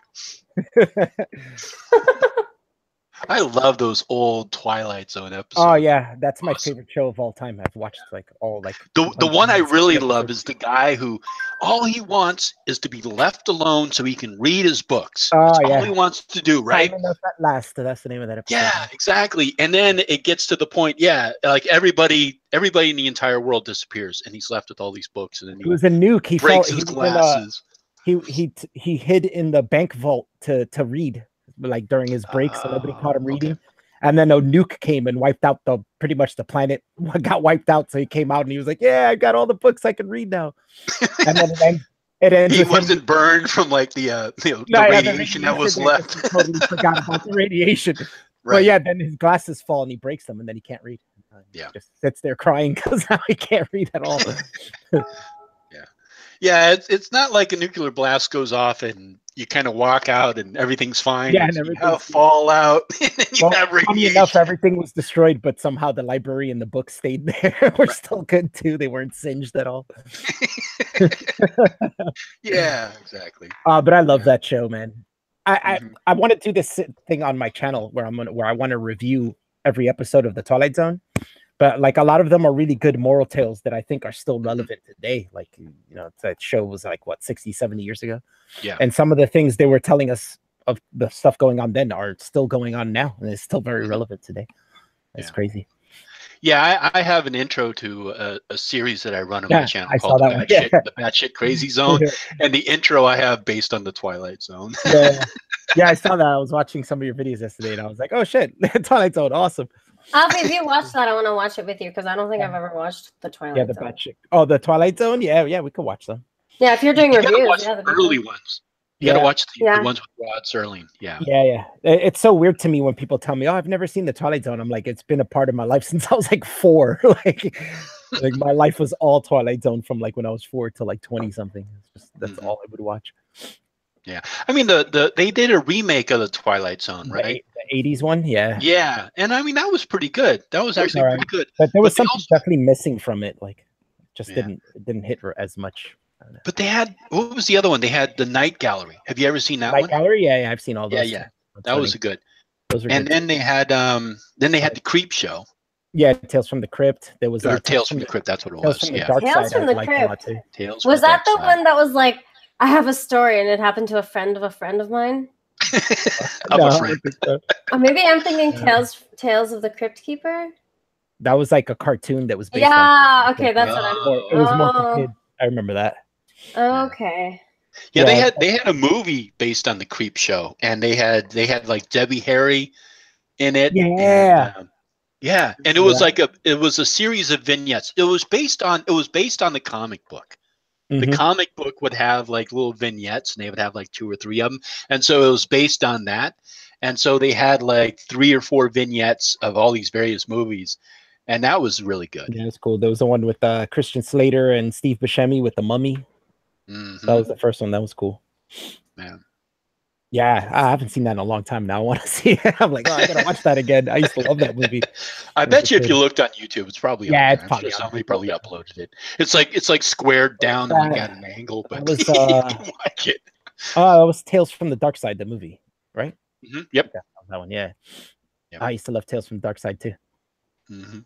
Creep Show, the Stephen King one, Stephen King and George Romero. 1 and 2, the movies, those are good too. Those are some of my favorites. Yeah, George Romero, he was a really good. I actually got Amy to watch Night of the Living Dead for the first time with me. Yeah. Oh wow. Yeah, that was such a fun movie. Yeah, it's a good movie. But it's public domain, so we're thinking of one day just watching it on YouTube, like on the live stream, and just commentating as we watch it. The Night of the Living Dead from the 80s? No, from the 60s, the original one. Oh, from the 60s. Oh, okay. Yeah, because they had a lot of different variations of that. They had because there was the Dawn of the Dead, and then they had the Night of the Living Dead, and they had all these variations on it. Yeah, Dawn of the Dead, Day of the Dead. I saw the very first, the Day of the Dead, from back in the 70s when I was young, and it scared the shit out of me. I went with my brother and his girlfriend, and I'm just like sitting there in the movie theater, just like watching it. Oh my God! Why would people pay to see this? Exactly, and I had like nightmares after that. Oh man, yeah, I don't know. I was always really good at horror. I think it's probably just because my dad was into it. I think I just got accustomed to it really quick. Like my parents never really, I guess they're from like third world countries. They never censored me from anything. Like they'd be like sex scenes and boobs in a movie, and I turn around like, is this all right for me to watch? And they're like, eh. I'm like, all right. Yeah. I went to go and see a movie with my mother a long time ago, and there was like a boob that there was some show and some woman took off their top, and I'm just like sitting there I look over at my mother, and I'm just like, okay, am I supposed to be seeing this? Yeah, that's how I felt. And they'd just be like, whatever. And I'm like, all right, fuck it. Yeah, she didn't bat an eye or anything. So it was like when I was a kid, my mom is scared of like horror movies and stuff. So, but after my parents got divorced, I'd be like, oh, the new Nightmare on Elm Street's out, Mom, come on, take me. And she'd be like, all right, the moms will do stuff for their kids, so that was even if they hate it, she'll be like, all right.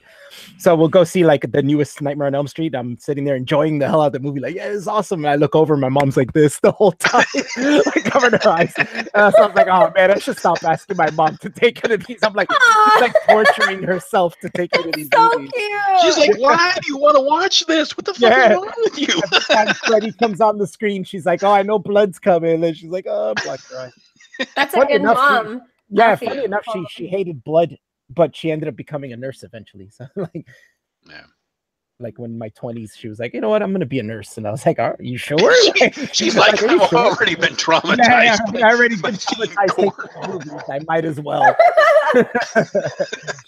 Oh, maybe that helped her become a nurse, right? Maybe she got used maybe. Yeah.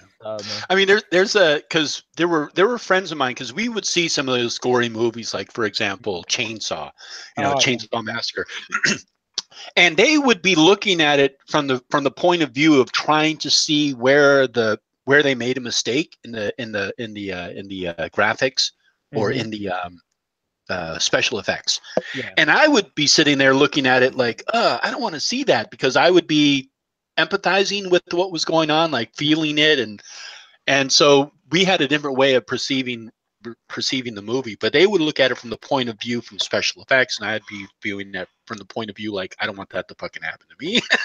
Yeah. And I always had a morbid fascination. I don't know why, but I've always been Alfie's fucked. Like death, and stuff. I don't want it to really happen to people. I just like the entertainment of it, a fake version of it, right? Yeah. Like, well, you're probably fucked because of your Aztec pagan heritage. Yeah, I was gonna say it's your Peruvian sacrifice culture. It's my genetic need for sacrifices. Yeah, genetically, I need to have that sacrifice, man. It's hereditary. Exactly. So, make my own hereditary movie. Well, Billy likes those type of movies too. He's interested in that slasher stuff, and he's also interested in like the real life cases. Yeah, I am too. I always look up stuff on serial killers, like my whole life when I was a kid. Like I watch crime shows on YouTube all the time.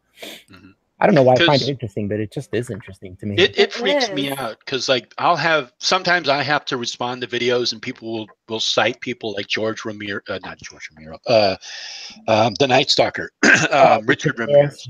Yeah, and so they would cite like all these people who are supposedly satanic killers, and they're just psychopaths. And I would have to like learn about the story. I'm like, I don't want to fucking, I don't want to hear about this stuff. It's like, but I have to watch it for the video.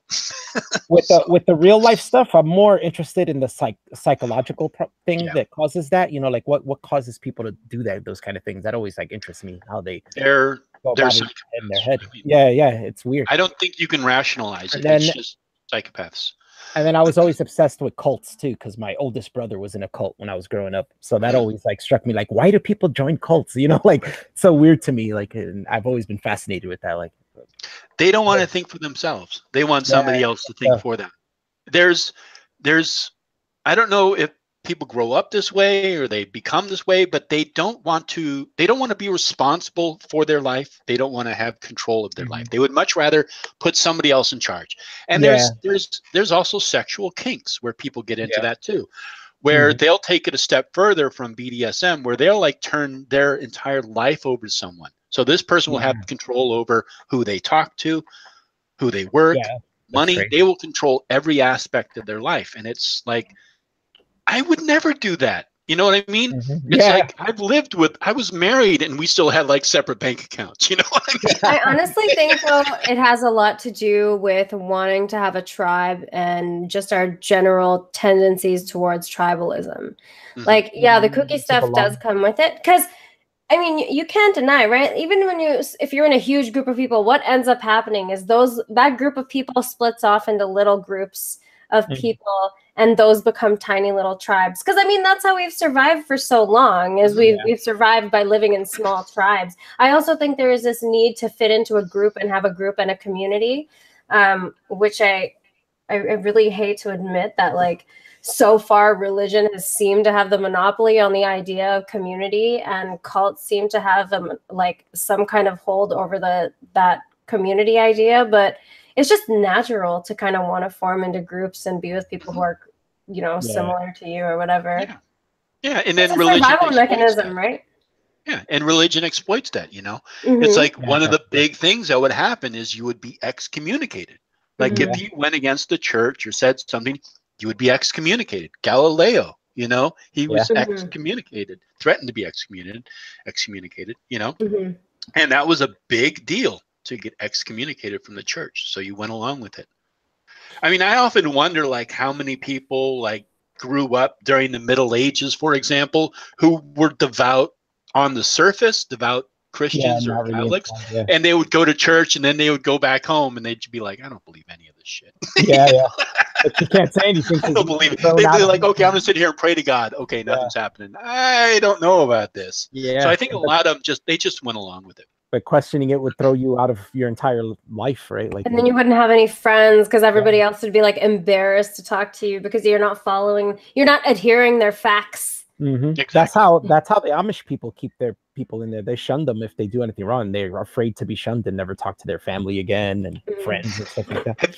There was an HBO special about Amish people who like get out of there's a certain point when an Amish person grows up, like they start to become an adult or something when they're around age 18. Huh? What is it? Rumspringer. That's like when you're allowed to leave for like 2 weeks. Exactly. And so what they would do is they would leave the Amish community and go to like New York City and try to live there. And so they would experience that life, and it was such a shock for them. And it was HBO or Showtime did a special on that. I forget what it was called. It was like a running show for a while. It's called something like Devil's Playground or something like that. Okay. Like Devil's something. I remember that show. Yeah, I think I watched one of those episodes, but it was really interesting. It's like they live in this really tight knit community like that, and then all of a sudden they're like go to New York City, and it's like culture shock. Yeah, super culture shock. That's like the worst place to go to try to like blend in. Like, yeah, exactly. Like maybe go to like Idaho. Or Idaho. Work your way up to New York. I'm gonna go to the biggest. Jump into Times Square. Yeah, right. The biggest, dirtiest city I can find. I'm gonna go there. Yeah. There's like people shooting up and yeah, right. Walk by an alleyway with some like dead guy from an overdose with a needle in his arm and shit. Yeah. Crazy. We have a big epidemic like that here in San Francisco. You'll see hypodermic needles in the streets and stuff like that. Man. Yeah, it used to be like that around here, not anymore. No. You guys need to fix that. And unfortunately, because we're a what the hell is it called? Sanctuary city. We're a sanctuary city. So a lot of the people who are dealing crack and a lot of the prostitution and the human trafficking, by the way, USJWs out there, a lot of that, and the police, after a while, they just get frustrated because they would arrest these people and nothing would happen, you know? And so a lot of these people who are here are in these gangs because they can get away with it, getting away with dealing crack and human trafficking and all this shit. Have you seen anybody take a shit in the street yet? Yeah, I saw that in an article. They were saying that the homeless people are starting to just take shits in the middle of the street and shit. I was like, what? Like, that's crazy. No, it's a big problem. It's a big problem. Yeah, I was reading about that. That's been a big problem now. I'm like, that's and I mean, I worked for a place that housed homeless people. What we would do is we would get them in what's called SROs, which are single room occupancy hotels, and the particular organization that I worked for owned 16 hotels in San Francisco. So they housed about 5,000 people. And so they get them off the streets, but a lot of them don't want to leave the streets. Because one of the ways you'd have to get into one of these SROs is you would have to go into a homeless shelter, work with a case manager, and the case manager would get you an SRO, which is permanent housing, you know. And a lot of these people, they don't want to check into a shelter because in the shelter there's a lot of violence and stuff like that. They don't want to deal with that. A big thing they'd rather live in the street. Around here, like, they don't go to shelters because a big thing about that is the property they have is like all they have, and they keep it with them everywhere they go. But if you go to a shelter, they get their stuff stolen, you know, and they don't want to lose their stuff because that's like their whole life, right? Is everything they carry. But yeah, you go to homeless shelters, you fall asleep, somebody's gonna steal your shit. Yeah, but in New York, people freeze to death in the winter time, don't they? On the street, See, here, they sleep over the little grates over the subways where the steam comes up, and they'll sleep over that to keep themselves warm. Yeah, and they have to stuff newspapers and all kinds of stuff inside. Yeah, but here in California, they don't have that problem. I mean, you can survive a winter in California. You're not going to freeze to death. I always wondered why homeless people don't just start moving south slowly, you know, like, and make their way to like Florida or Georgia or something. Just slowly walk your way south, you know. Maybe by winter you'll get to a warmer area. Well, I'm sure they probably do, but I'm sure some do. Most of the homeless it out, man, because I've seen homeless people around for like decades and stuff, and you still see them walking around. And the funny thing is they'll have like 5 coats, but they don't take them off in the summer because there's nowhere for them to keep it. So they're walking around the summer with like 5 coats on. And they stink so bad when they walk by. But it's like, what are they gonna do? They got to keep their coats. I know it sucks, but it's like the smell of garbage is bad, but what heat does to the smell of garbage, it like makes it evaporate into the air. So can you imagine what's? Yeah, it's terrible. Yeah, that sucks. That really sucks. Yeah, and I don't work for them anymore, but yeah, I mean, I dealt with that on a daily basis. Just you deal with some people who are just, I mean, they have serious mental issues, and they don't have really any way to, you know, keep hygiene, you know, and it's overwhelming sometimes. Some of the it's like there's a lot of people who get like disenfranchised with homeless people and be like, oh, it's their own problem, this and that, but you don't know that person's life. Some people just fell into the wrong thing, you know. And their life just went wrong, you know. Say they got their wife left them, took the kids, they lost their job at the same time, and then, you know, they were too depressed, and you know, they just ended up falling into homelessness. You know, of course, some of them are drugs and alcohol, and they did it to themselves, but you know, they're not all like that. You never know which ones are. So. Yeah, most of the time, most of the ones who are still out on the street, especially here, are people who have mental issues. You know, they get off their medication. There was one guy I dealt with. He would come into our office every so often. We had computers that they could use, and he would come in, and he was fine. You know, they had, you know, decent clothes, shaved, clean, everything, working on the computer, and he lived in a hotel right next to us. There was actually another nonprofit who owned that one, not us, but he would come in there and he was fine, you know, no episodes or anything. And then one day, snapped. He just stopped taking his medication, got kicked out of the hotel, living out on the street, having episodes, yelling at people. It was just like it was like night and day. It's like once they get off their medication, they're like a completely different person. Yeah, flip out. Yeah, and you know, a lot of those people that get gangrene or whatever, and they die. That sucks. Yeah, they're not going to last. You know, nobody take care of them. They don't have any family or anything, and it's just watching somebody slow death. It's horrible. Yeah, just slowly disintegrate, basically. Like it makes me very thankful. You know, like like none of us really get to choose our brains and the situations we're born into, right? So like all of us who are in this position where we're doing this right now, and we're very lucky. A lot of it is luck and coincidence, you know, that we don't really often give credit to, but life. Yeah, sometimes, and also you're lucky nowadays too, because a long time ago, if you were born with schizophrenia or other mental illnesses, they either locked you up or you just didn't survive.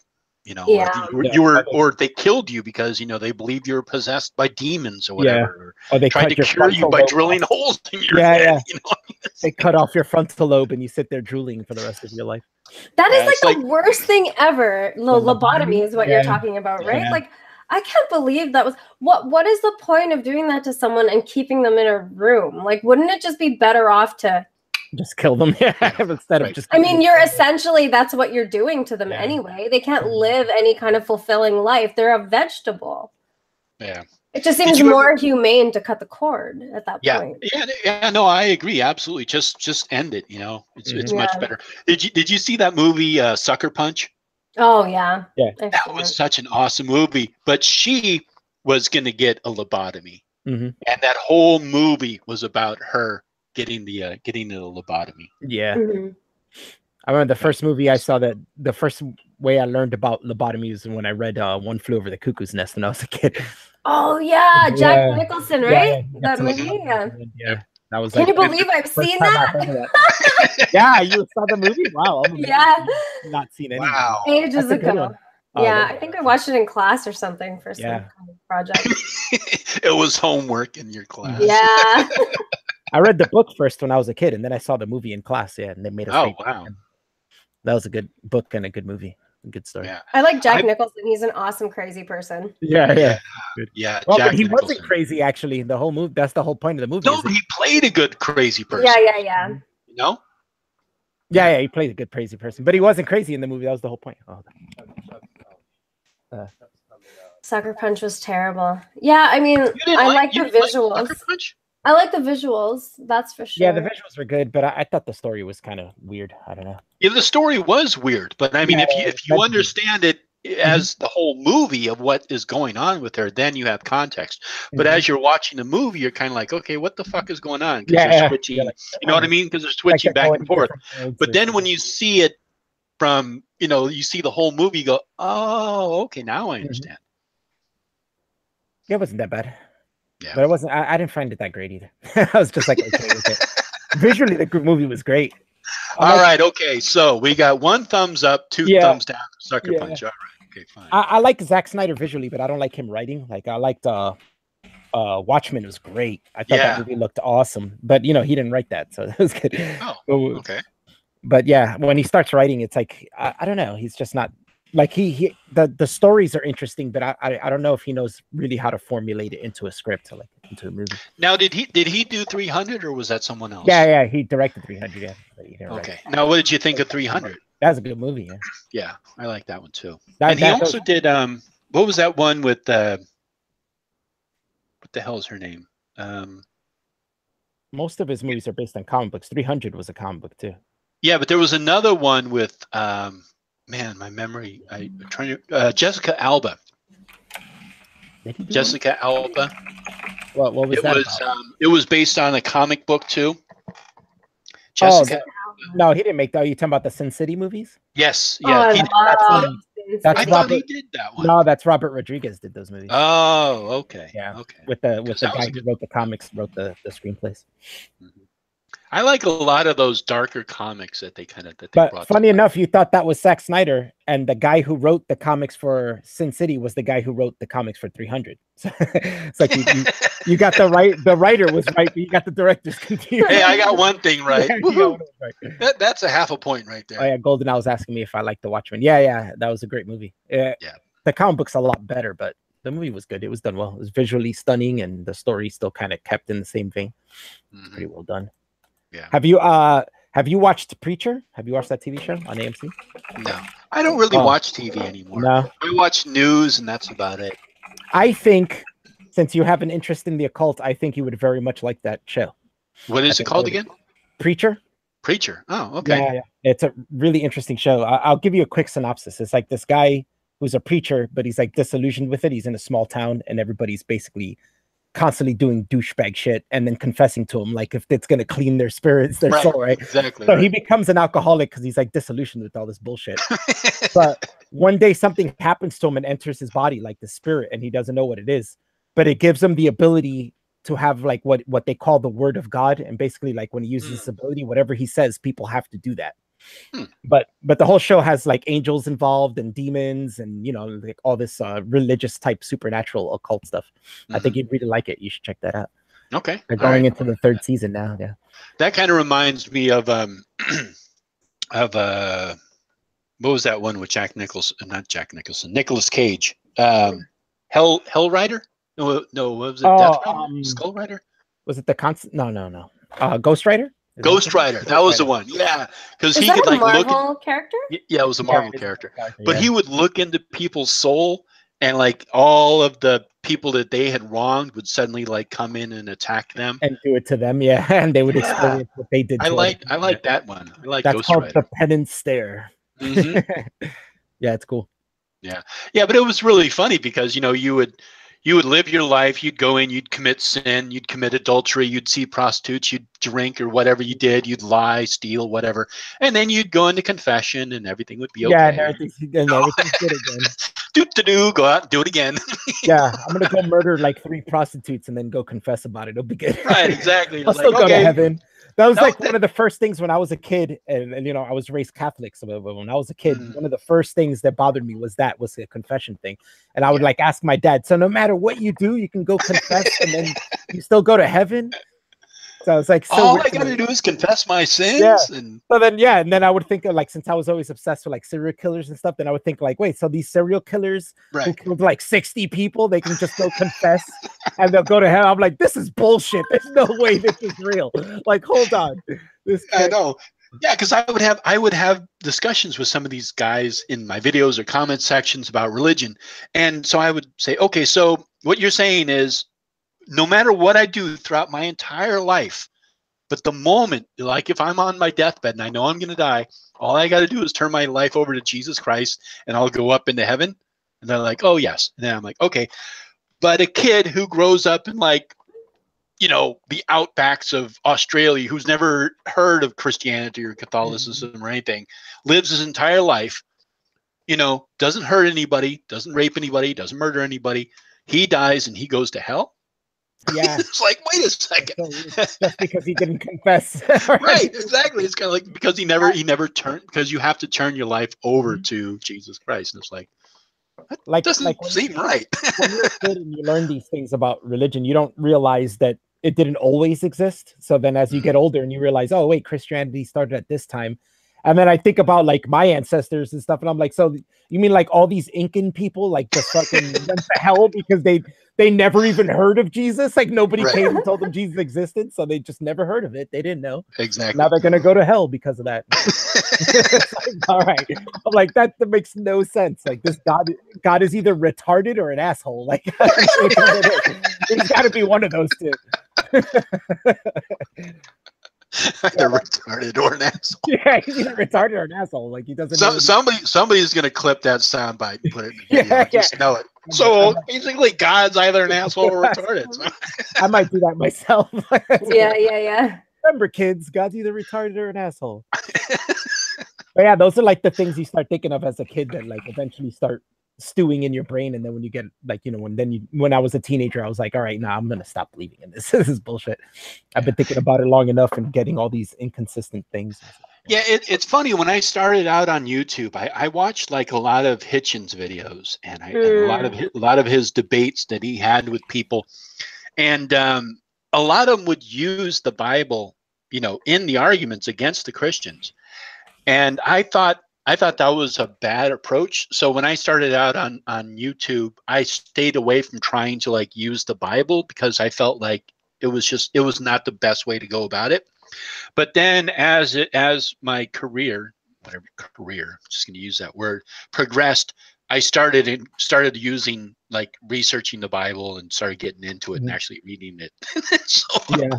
I kind of like went against what I didn't want to do. Yeah. But it was actually more beneficial because you understand the history and how it evolved and how there were certain books that were included and some books weren't. And like the King James Version of the Bible is like 66 books, I think. And there's like the Ethiopian Bible, which is like 33 books. And then there's another one that's like 76 books. And so it just really depends. So there's certain parts of the Bible that are the books that make up the Bible that people include. And then there's other ones that they just sort of ignore. And it's the same thing with the Bible itself, you know? Yeah, there's actually a library in France where they have, I think, like over 1,000 chapters that are not included in the Christian Bible, that it's like all like tales of Jesus or something. But it's like all the stories that they were like, yeah, we don't need this, we don't need that.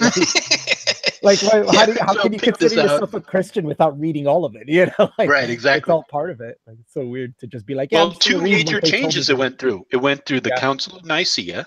Like 300 something, and then also the King James Version of the Bible. King James just basically just invited all these bishops and saying, okay, we're gonna create gonna create a Bible. Let's create a Bible that works out for me. All right.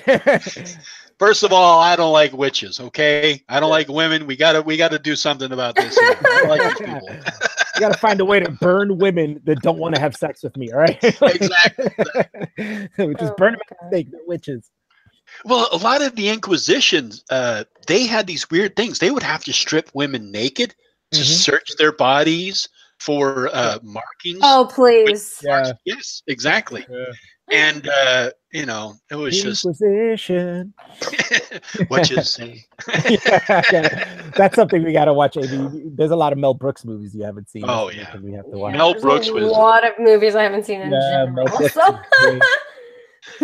Blazing Saddles. Mel Brooks would not be PC now. Oh no, he couldn't have even made Blazing Saddles nowadays. Like, that movie would not be made now.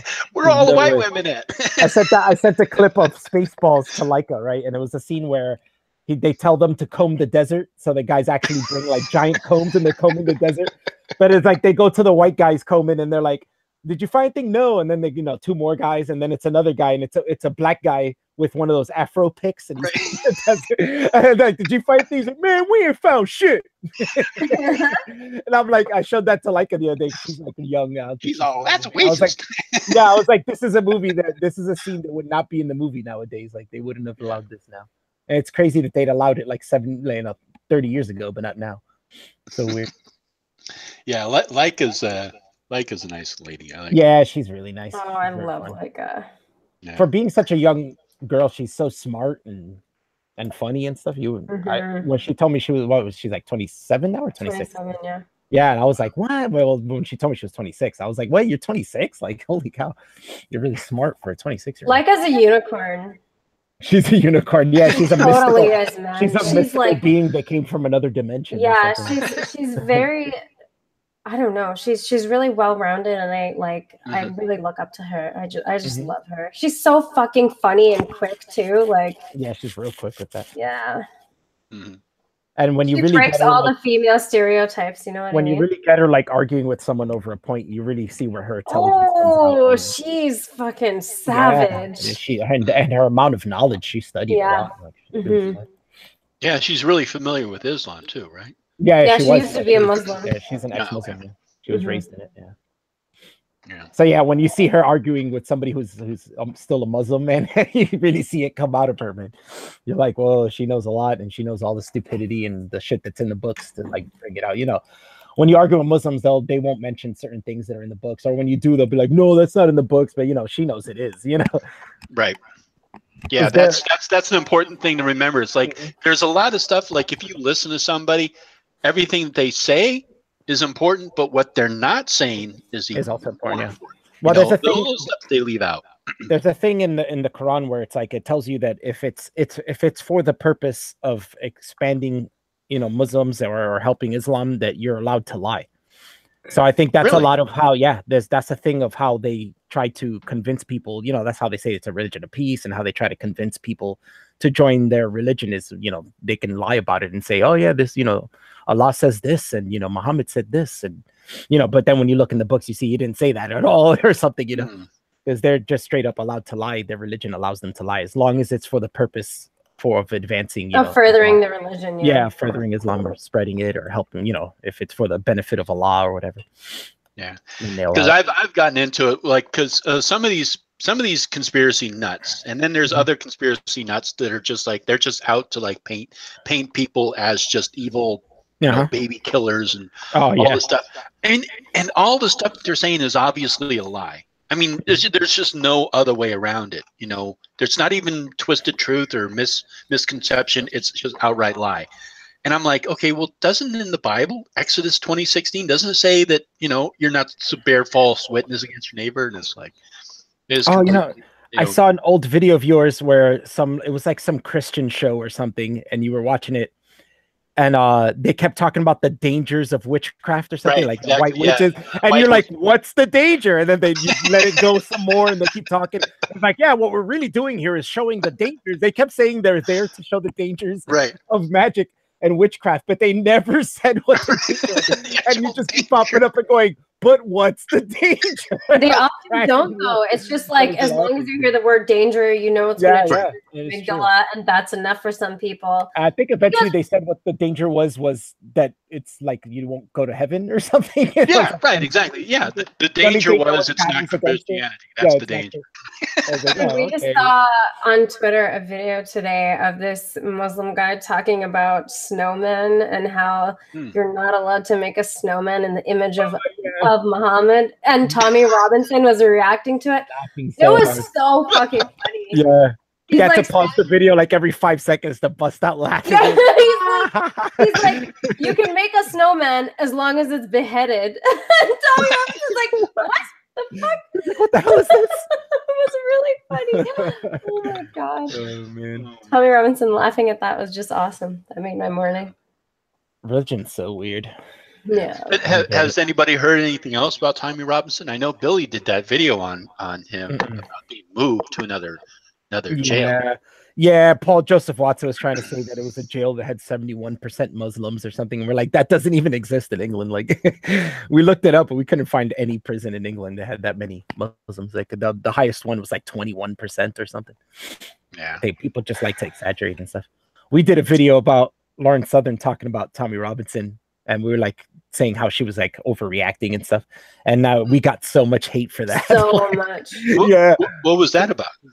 It was like Lauren Southern made some video, and she was like almost crying about when he got arrested, and she just had all this misinformation and she was putting it out there, and we're like, this is all bullshit, and she's over exaggerating. She's like, they're sentencing him to death and this and that. For fuck's sake. We're like, come on, you're over exaggerating this. Like, yeah, it's shitty, but it's not that much, like, oh my god, taking it too far. We can't even have these conversations. The UK is becoming a totalitarian state. Yeah, she kept calling them authoritarian with their authoritarian. Listen, ho, slow your roll, all right? Let's just be rational here. He fucked up. And this was like right after he got arrested, so all the information wasn't even out yet. So she's making this, and we're like, you don't even have all the information yet. Well, how are you freaking out about this so much? Like, yeah. He's my friend. Don't you understand? Wouldn't you care if your friend was sentenced to death? And it's like, this is such an appeals to emotion nonsense, fucking non sequitur argument that you just want to spurg out and like have an emotional reaction because you're worried about him. Fair enough. I mean, if he was your friend, of course you're going to worry about him being in jail and stuff. But like, I don't know. I have a big problem with people who have a following and they just exaggerate things and do that. And they kind of blow things out of proportion and make people freak out where they don't need to freak out. Right. Like Tommy Robinson pleaded guilty to what happened. There was an obvious breach, and like, I'm sorry, but the laws are the law. And like, people were not happy with that because they're like, how could you be against Tommy Robinson? Like, he's doing such great things. And I'm like, all of us even said in the video, none of us dislikes Tommy Robinson. But if you're going to get in shit, if you're going to do something that is, counter to the laws, you're going to get in trouble. There's consequences. It was. I mean, if you're doing, he was already on like a suspended sentence for doing that the year before. So he did it again after being told not to do that again. Yeah. Like, now that's the key point, because I've heard conflicting reports, and obviously I don't know exactly. I don't know everything about it. I try to follow it a little bit. But so that was one of the key points. Was there was the property line where if you were on the court property, he was not allowed to be there, but he wasn't on the court property. And then so I heard all these very conflicting reports. I heard something, and I don't know if it's true because it was never confirmed, and they haven't really released the full information of why he was arrested. But from what I heard was that he was recording the front of the court. And he recorded, he recorded the people that were involved in the case walking into the court on live. Didn't Leica say that could throw the case too? Yeah, which could throw the case. Yeah, which is why they have, England does it different than we do. We keep our juries hidden and away from like media. Yeah, but they don't. They let their jury go home and stuff. So what they do is they do media bans instead. So they had a media ban on it, and nobody is supposed to know what's going on in the trial, so it doesn't conflict with with the trial. Yeah, exactly. And then that's the other side of the story is that he was there and he was filming the people, and that put the case. But in the end, I don't know. We still have no confirmation of that. Yeah, we have no confirmation on that, so we don't know if that's what it is, because since they haven't released why, they just called it a contempt of court. So I don't really know if that was really what happened or not. Yeah, I had heard earlier that like you'd said, he had already been before a court judge, and he was doing that, and they said, okay, well, we'll let you go as long as you don't do it again for X amount of time. And then he does it again, and then that's why he got sentenced. But I think the sentence was really long. I think the sentence was excessive. Yeah, I think so too. We were again, I don't know the whole story, because there are some crimes that you can commit that there's a minimum sentence, so it doesn't matter. Even if the judge wants to reduce your charge, he can't, because there's a minimum sentence. Yeah. So I was thinking like a minimum and a maximum. He might have gotten a long sentence because he basically violated parole or probation, and then on top of that, he violated with the same one, so they maybe doubled it. But even if he gets 13 months, I don't think he's going to serve the whole thing. He'll probably get like 6 months and get off on good behavior or something. And that was the other question. Can he get his sentence reduced? Yeah, he might be able to. I'm sure he's going to appeal the sentence, and they're going to go through all that. And I don't know how the jails are in England. I'm assuming they're probably like our jail systems, where you have your factions, your groups. Yeah. You probably have your Muslims, and you have like your Christians, and then maybe you have your other little gang groups. And I'm thinking that the other European gangs or white gangs, I don't know what you want to call them, they're probably going to protect him. But the soccer hooligans? Yeah. Yeah. Oh my God, those guys are really embarrassing. They're just really embarrassing. Yeah, like they're exactly what they are, fucking hooligans. You know what I mean? Like, you guys are not helping jumping into the streets and chanting Tommy Robinson. I just found that really obnoxious. And if anything was a case against Tommy Robinson being free, it's those fucking retards who think they're doing something, but they're actually just making the situation worse. Yeah, they chased the cops in one protest. Why? The cops weren't bugging them. They were just there to watch over. But you see, okay, I gotta throw something in here. Yes, I agree with you. I think that demonstrations should be peaceful. We've kind of had a record of that, especially here in America. However, the media has made it a point of saying whoever yells the loudest gets the most attention. So you have a lot of these organizations that are Black Lives Matter, that are like, burning cars. So you're saying people are incentivized because they want to get in the media, and the media who has acted out recently and has been rewarded for it? Recently? What do you mean? Well, I mean, not. Yeah. For example, a lot of the stuff that's been going on around Black Lives Matter, essentially, they have been getting their way. Yeah, that's true. They were crying and screaming about what's going on, and so the culture has been playing into them. About those Berkeley people, by any means necessary, ban. Yeah. So I understand. I agree with you. I don't like the fact that you have these people out in the street yelling and screaming, throwing stuff at the police. I agree with you. I don't like that either.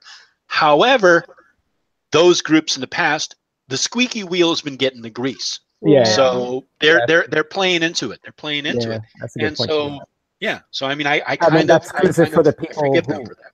Yeah, and then it kind of screws it for the people who do want to go out and protest peacefully and stuff, because then you got all these hooligans that come in and we're like, hey, we'll get in the news if we get loud. And yeah, exactly. So it's kind of like, oh, okay, well, all we got to do is burn cars, throw shit at the police. Yeah, and we get all the media coverage and we get sympathy. So yeah. So I mean, I understand. I agree with you. And I think it's wrong, but on the other hand, I also know that they're doing what's going to get them attention. I mean, in our Constitution, it says that you can peacefully assemble and protest, but these are not peaceful assemblies, you know. You know what I'm really thinking is like, more recently, I see human beings as dogs, right? You reward good behavior and you punish bad behavior. We have shit all backwards. Right. We're incentivizing and we're rewarding bad behavior. So obviously that's going to perpetuate it. And any like good, honest behavior just seems to be kind of punished in a way. If not punished, it's ignored and nobody cares, you know. That humans have a propensity for like focusing on the bad stuff and not caring about the good stuff, you know. So when you see on the news something good happens, you'll just see it once. Everybody's like, oh yeah, that's nice, whatever. But then something bad happens, you'll hear it for like 3 weeks and everybody's like, oh, I got to pay attention to this, you know. Our brains do have a negativity bias because generally, you know, negative things are a threat to your survival. So I think in your brain, when it's processed, it's being processed at the level of, this is a threat to my survival and the survival of my progeny. So people act out based on that. And obviously, again, it's out of proportion to what is actually happening. People tend to over-exaggerate the negative things as well. And it's way easier to do because I think there's way more. The negative shit, not only does it hit harder, but I think there's just way more of it. Like we have a lot more problems than we do solutions. And I don't know, we're just not dealing with things properly. I don't think it's a good thing to fucking lose your mind and go out in the streets and act like a hooligan if there's something you actually want to change. It just makes that side for like whatever they're fighting for, it just makes them look stupid. Yeah. I agreed. Yeah. Because like because I got into protesting and stuff like that when I was younger, and we protested like Livermore Lab, you know, nuclear weapons. This is back in the 80s. And what we wanted to do is we wanted to get numbers. So the media would come, they would film people, and we would cooperate and get arrested, and you know, you get released after a certain period of time. But what we wanted to do was have the media report on how many people were arrested. That was the big news. So people would go, oh wow, 500 or 600 people got arrested at Livermore Lab, and so that's how we got media attention. We didn't get media attention by throwing shit and burning cars and doing all this stuff. It was people actually getting arrested, and that was the big deal, and that's what we did. But nowadays, the way that people protest is not that way. We even had trainings about how to get arrested, how to deal with the police, you know, and this is stuff that I don't think happens nowadays. No, I don't think a lot of these people who are the quote unquote organizers behind these various factions, I don't think that they are training people how to be arrested and how to deal with the police and how to make themselves look good in the eye of the public. I don't even think they undergo any training. I think they're just I just don't think people care though. What kind of training do you need to not resist arrest if you're being an asshole? That's true. Like, isn't that obvious? It is a law. You're not allowed to resist arrest, and if you are, you're gonna get in shit for it. Like, a lot of this shit comes from like, oh, black people are wrongfully arrested. No, asshole. The guy was trying to resist arrest when he was told to, you know, stand up, turn around, put your hands behind your back. Like, the way to deal with that, and I just don't get how people don't get it, is you do what they say, and then you deal with whatever you need to deal with after. But you have to be able to behave. And it just seems people don't know how to behave in very obvious situations. I mean, like, I would be pretty upset if I was arrested. But if I was arrested and the cops told me, look, you need to put your hands behind your back, I would listen and deal with whatever I needed to after. It just seems duh, you know? Yeah. And nowadays, unfortunately, because of the narrative, you're actually giving kids who are, or people who are being arrested, you're actually giving them a reason to resist arrest. Oh, because I didn't want to be murdered. I mean, that's what they would fall back on. Oh my God, they think they're some kind of activist hero, you know, like be a martyr. If you think about it, it's kind of like Islam, right? Where it's like you could be a martyr, you know. Yeah. Oh Strap God, on full of the dynamite and go run into that protest. You'll be a martyr. But they're just trying to get killed by cops. 72 virgins waiting for you in heaven. Yeah. Oh man. Everybody wants to be a hero, you know. I just don't think that's the right way to go. Well, when it comes to the ghetto, there's a different mentality on yeah. Because like growing up, it's always like, oh, the police are our enemy. You know, they're just there to keep us down and this and that. And then you know, as a kid, I'm like, yeah, but these people are committing crimes. Like, right, exactly. Yeah, but it's kind of weird, right? It's like, who are you gonna call if someone comes and jacks your shit? You're gonna call the police too. You know why? Because the police act as societal regulators. They are around to make sure everything stays calm and the laws are upheld. And these are good things. Are there going to be fucked up cops? Of course there are, because human beings are fucked up. But to expect anybody to behave in a perfect manner or an ideal way when the situations aren't ideal is just so, like, it's out. That's not even realistic, right? Like, people are like, how did that cop shoot this guy? How did he do this? Blah, blah, blah. And it's like, okay, the cop's life is always priority. And like, that's just how it is. Sorry. There's like, it's kind of like a selfish bias people have in ghettos where it's like, you get arrested for committing a crime, but that whole thing isn't your fault. It's the cop's fault. You know what I'm saying? Like, that's the way they see it. Like, oh, that fucking cop had to arrest me. You know, like, it's just the way they see it. They don't see it as, oh, I did something wrong. They see it as, oh, the cop's there to stop me from doing what I want to do. Yeah.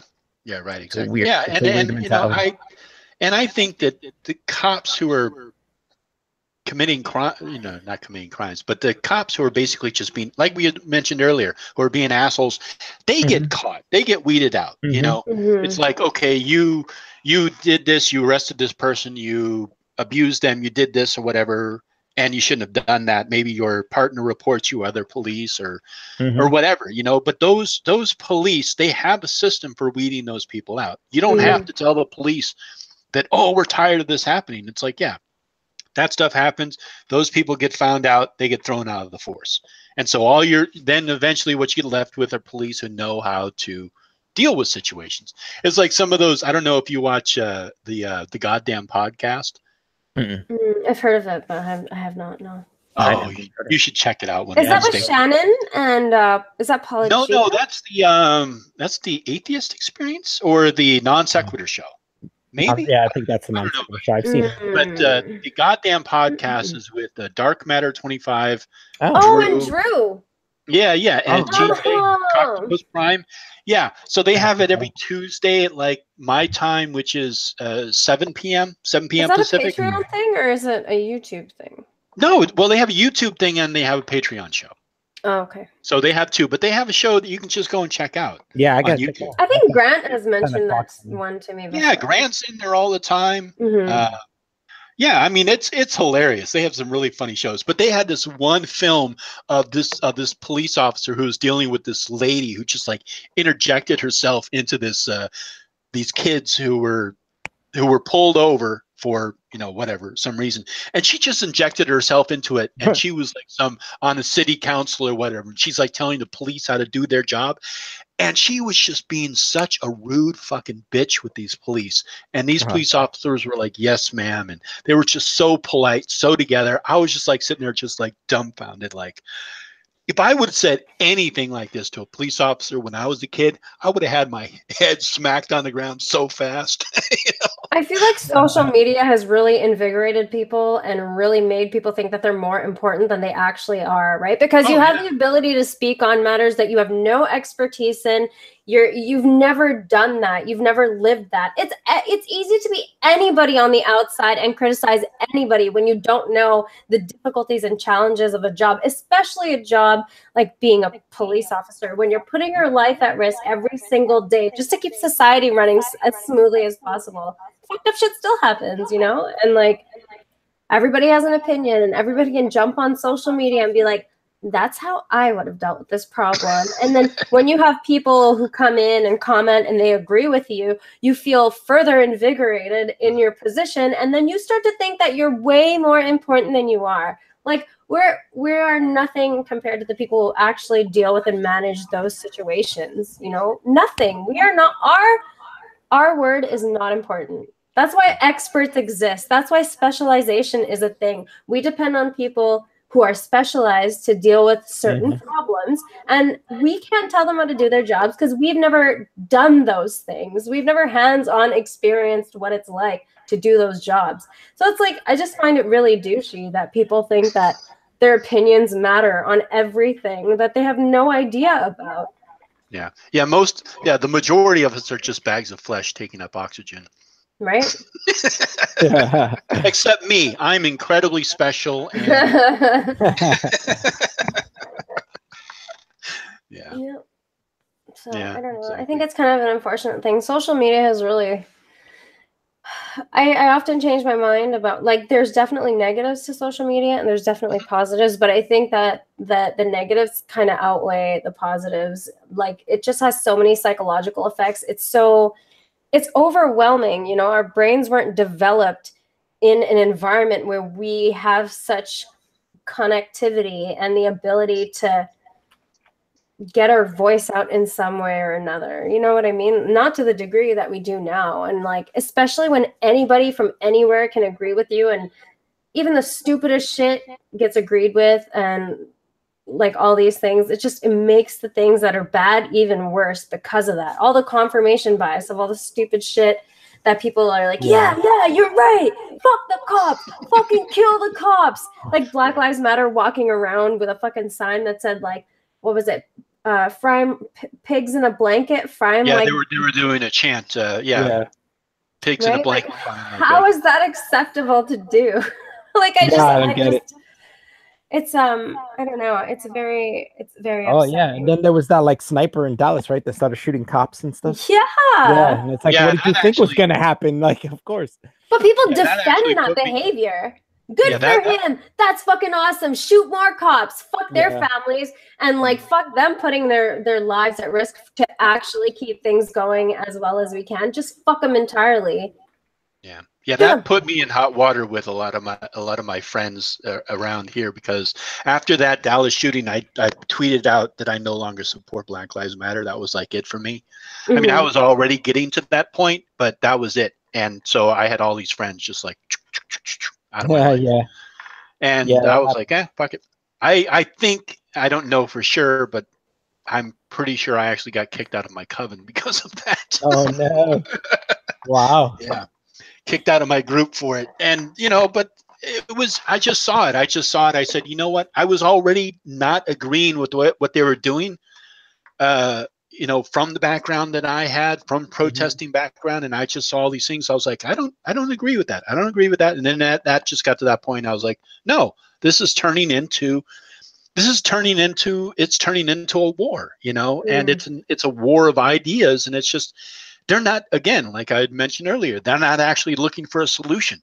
They say they want a solution, but they don't have that. They don't have any concept of what a solution to them is. And it's just, and then throw guns on top of that problem. Yeah. And it's like it's like Devin has mentioned about TYT. It's like TYT has actually created murderers who want to go out and kill police.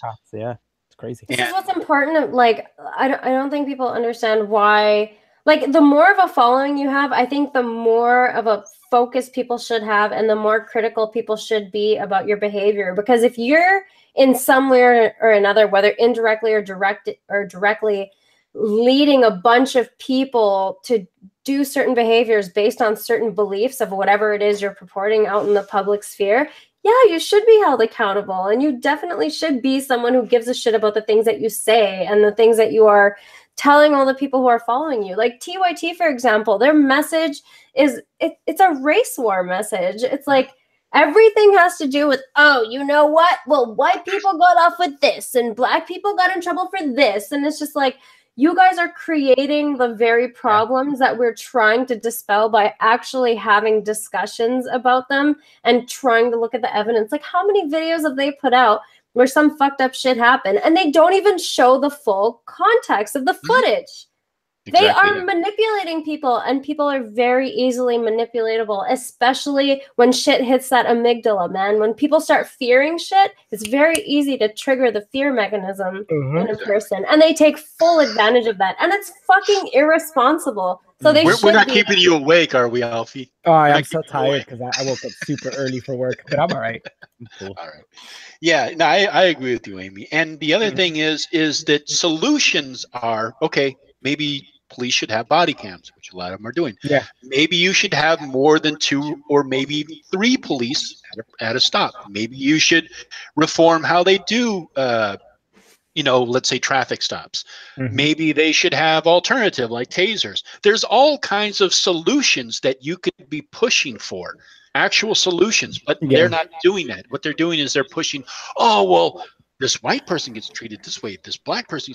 So all they're doing is they're just generating the anger and the frustration. That's all they're doing. They're not actually focusing on, okay, what is the solution for this? How can we prevent, make it safer for not only the police, but also the person being pulled over, all these things, all these solution-based scenarios. They're not actually pushing that.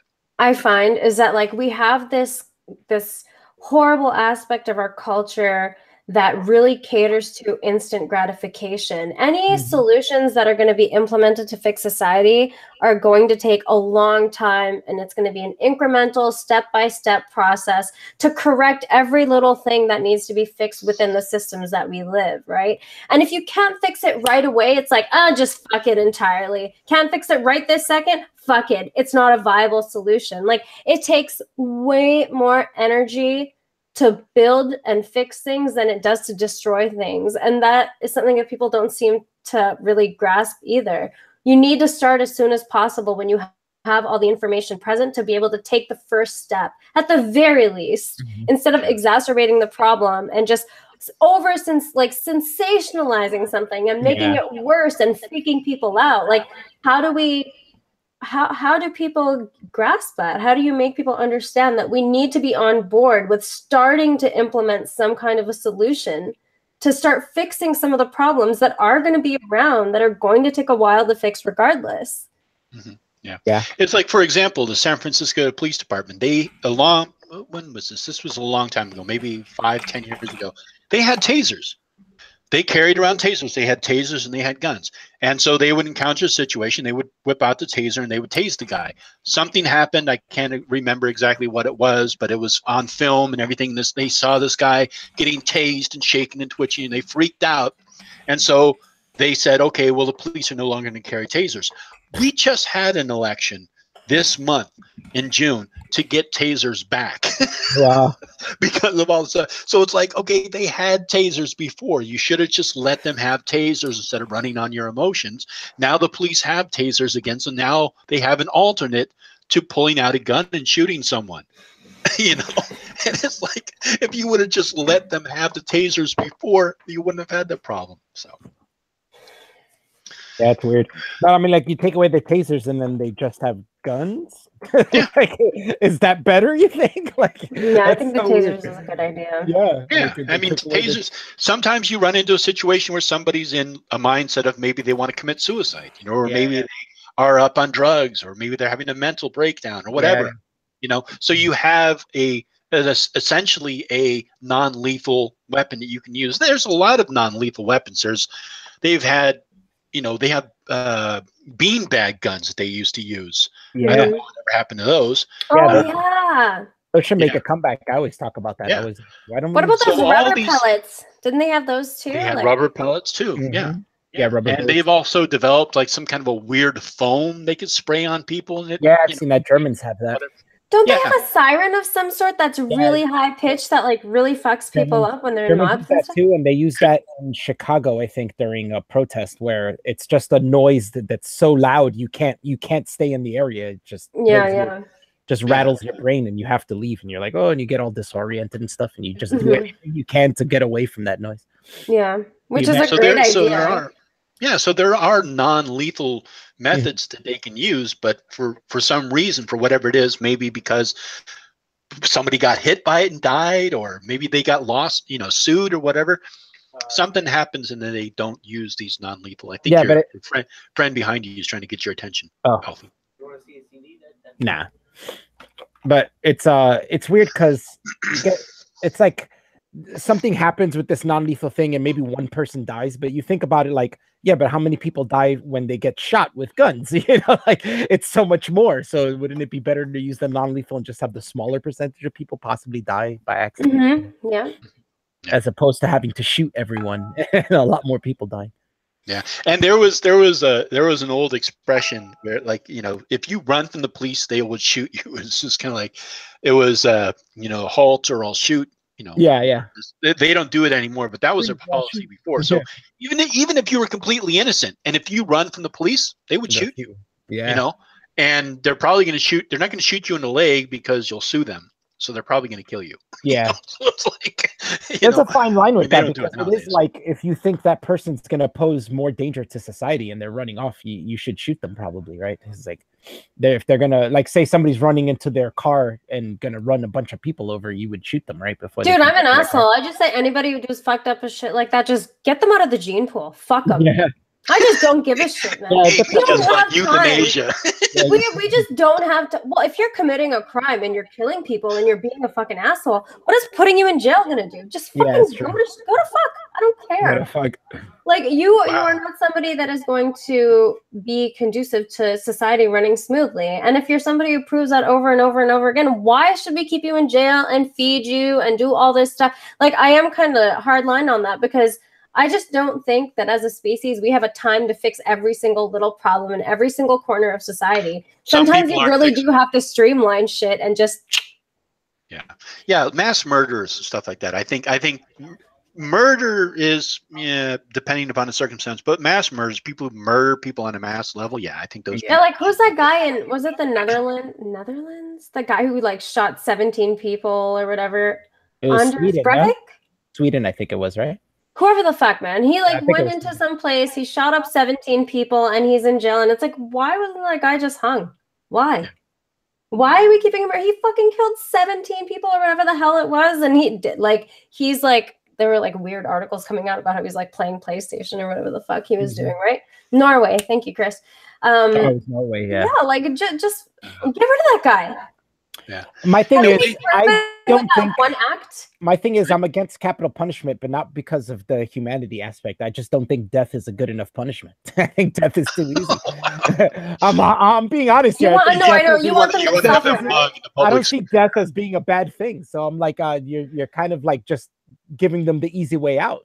Why don't keep them in solitary confinement? Let them lose their brain and fucking suffer. What is the point of that? Like, so they just like stay in solitary confinement and the tax dollar pays for them to stay there until they die? Like, recompense. I don't know. I think we should just get rid of them and not deal with that problem. That's an example. Then people will see, like, if I do these things, I'm going to be suffering in a prison for a long time with no communication, maybe eating garbage food all day and feel like shit. Maybe we can live stream it. People should, if, for example, like, let's say you're arrested for murder, maybe mass murder, let's say. I think you should be in jail for X amount of time, just in case there was a wrongful conviction. Yeah, that possibility of it. Even if it's very slim, there might be that. Like, there's some people who have had their cases overturned because DNA evidence, something's come up and exonerated after like 30 years, even. So I think after a certain period of time, I think they should just humanely just take you out. And I'm just an asshole. I just don't want to deal with these people. Because I really want humanity to progress and really shed the parts of itself that are like, what do you do with cancer? What do we do when someone has cancer? We hone in on that area, we radiate, we kill those cells, we get rid of it, and then the body moves on, right? In a lot of cases. We should torture the cancer to teach the other cancers. I think I'm worse than you. You're saying you're hard on them, and I'm like, I think I'm harder. I think we should torture these people and live stream that. But see, like, I get torture sports. Yeah, but I think that's for the point of showing people, like, hey, this is what happens. Maybe we should bring back the gladiator times. That would be fucking awesome. Put like criminals against each other. Ken, you remember the movie Running Man with Arnold Schwarzenegger? Maybe we should do that. You remember that? It's no, like, hey, I think we should throw him into a gladiator pit with like a net and just have them kill each other. Go at it. Might as well. At least we'll get something out of it, right? Like entertainment out of these guys. Boy, historians are going to look back on this and go, this is where everything changed. Right? Yeah. Why do we have gladiator battles with these guys on death row? Oh yeah, it was that one live stream from 2018. Why did they call this stadium Alfie Stadium? Well, son, let me tell you. Oh, I would love that. I have my big face on there, like exactly. Fuck face. It'll just be like the neon, you know how they do the neon animation, like Facebook. And instead, so when they start the matches, it'll be like 3, 2, 1, Facebook. They're all stabbing each other like. And when people come into the stadium, there'll be like a little neon waving hand. Hi, bye. That's what happens when somebody dies. Amy's face comes up and goes, "Bye." You lose. Bye.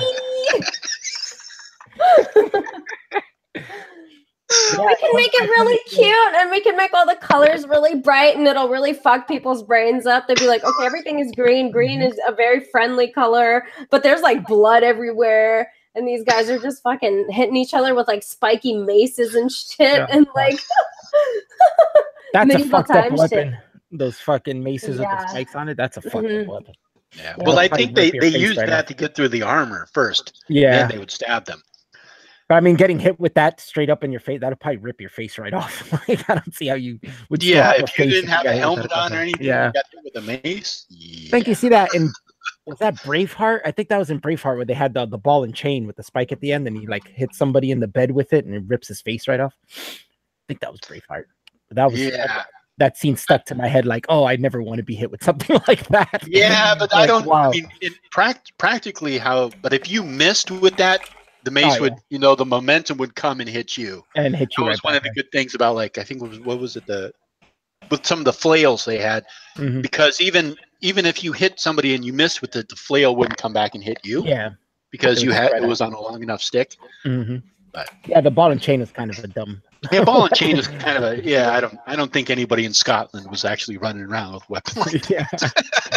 Oh, Red guy said no, not a gladiator. I have a better idea. UFC on ice. There you go. On roller skates. Yeah. Oh, damn. They'll use that roller skate on each other. Then have to kick each other with the ice skates on. Yeah. What was that movie? There was a movie a long time ago from the 60s. Rollerball. Rollerball. Yeah, I remember that. Did you see that? Yeah. That was crazy. I saw that when I was a kid. They would shoot that ball out, and they would have to make like 3 rotations. There was no way you could pull that. You could catch the ball when it first shot out. You'd have to let it go around like 2 or 3 times before. Yeah, and then they'd beat the crap out of each other when they were going around, like smashing into each other. They made like a real sport after that. Of that. Oh, did they? Yeah, but it's girls that play it. Oh, you're talking about don't they call it rollerball? Derby, or what is it called? I thought they called it rollerball. No. Well, there's dirt. There's a roller derby. I don't know if that's anyhow. I know New York has a team. I've seen them. They're like the Gotham something. Now, how come only girls play it? I don't know. That is weird. That's sexist. I have no idea. Yeah, it is sexist. We need men in roller derbies, man. Get the men on little shorts and roller skates, skate around. Yeah, exactly. There you go. Women and pushing them into the blue. Okay, actually, now I know. I know why it's not a popular sport. Yeah, exactly. Nobody wants to see men running around in tight shorts and little shorts, punching each other. I mean, hey, maybe there are some men who do, but yeah, I'm sure. Not that there's anything wrong with that. But yeah, even the girls ones aren't. I don't think anybody watches that either. They're all really like manly women and stuff that play that. So it's not appealing for that, and the game is just them spinning and rolling in circles, bumping into each other. Yeah, it's like those movies or those videos by like Aussie Man, where he'll watch videos, and one of the videos is these women mud wrestling. some kind of a slippery substance, you'd never have men. You'd never have that. No. Like, why? No one would want to see that. Yeah, you don't even see women. No. Because I'm hearing an echo from yours. Is it you echoing, or is it people in the background talking? Because that might be my roommate in his room talking. No, it's me echoing. I don't know. Oh, yeah. Let's see if I. I don't know if maybe it asked the chat if they're hearing an echo. No, I don't hear the echo now. But I don't know. You have headphones on, and Amy's muted. I don't know. Whatever. It's not a horrible echo. All right. Yeah. Do you still hear it now? Not really. No. No. So okay, I mean, if the chat's not hearing it, I think it's okay. Well, I just pulled out my unplugged my headset and plugged it back in just in case. Oh, okay. Maybe yeah. Chris said it's my mic. It does it sometimes. Yeah. Sometimes that happens. Okay. So that's what. Yeah. Because now it's gone. Yeah. Yeah. So I don't know. What kind of movies did you grow up to in the 60s, 70s? What did you like? What were your favorite kind of movies? I love science fiction. I love big science fiction guy. Yeah. Yeah, I mean, I just love fantasy. I love Star Wars. I have this issue with modern sci-fi, and let's see if you agree with this. I find old 50s and 60s sci-fi to be better because it was less based in science. And I think now that we base it more on science, it's lost its creativity, kind of.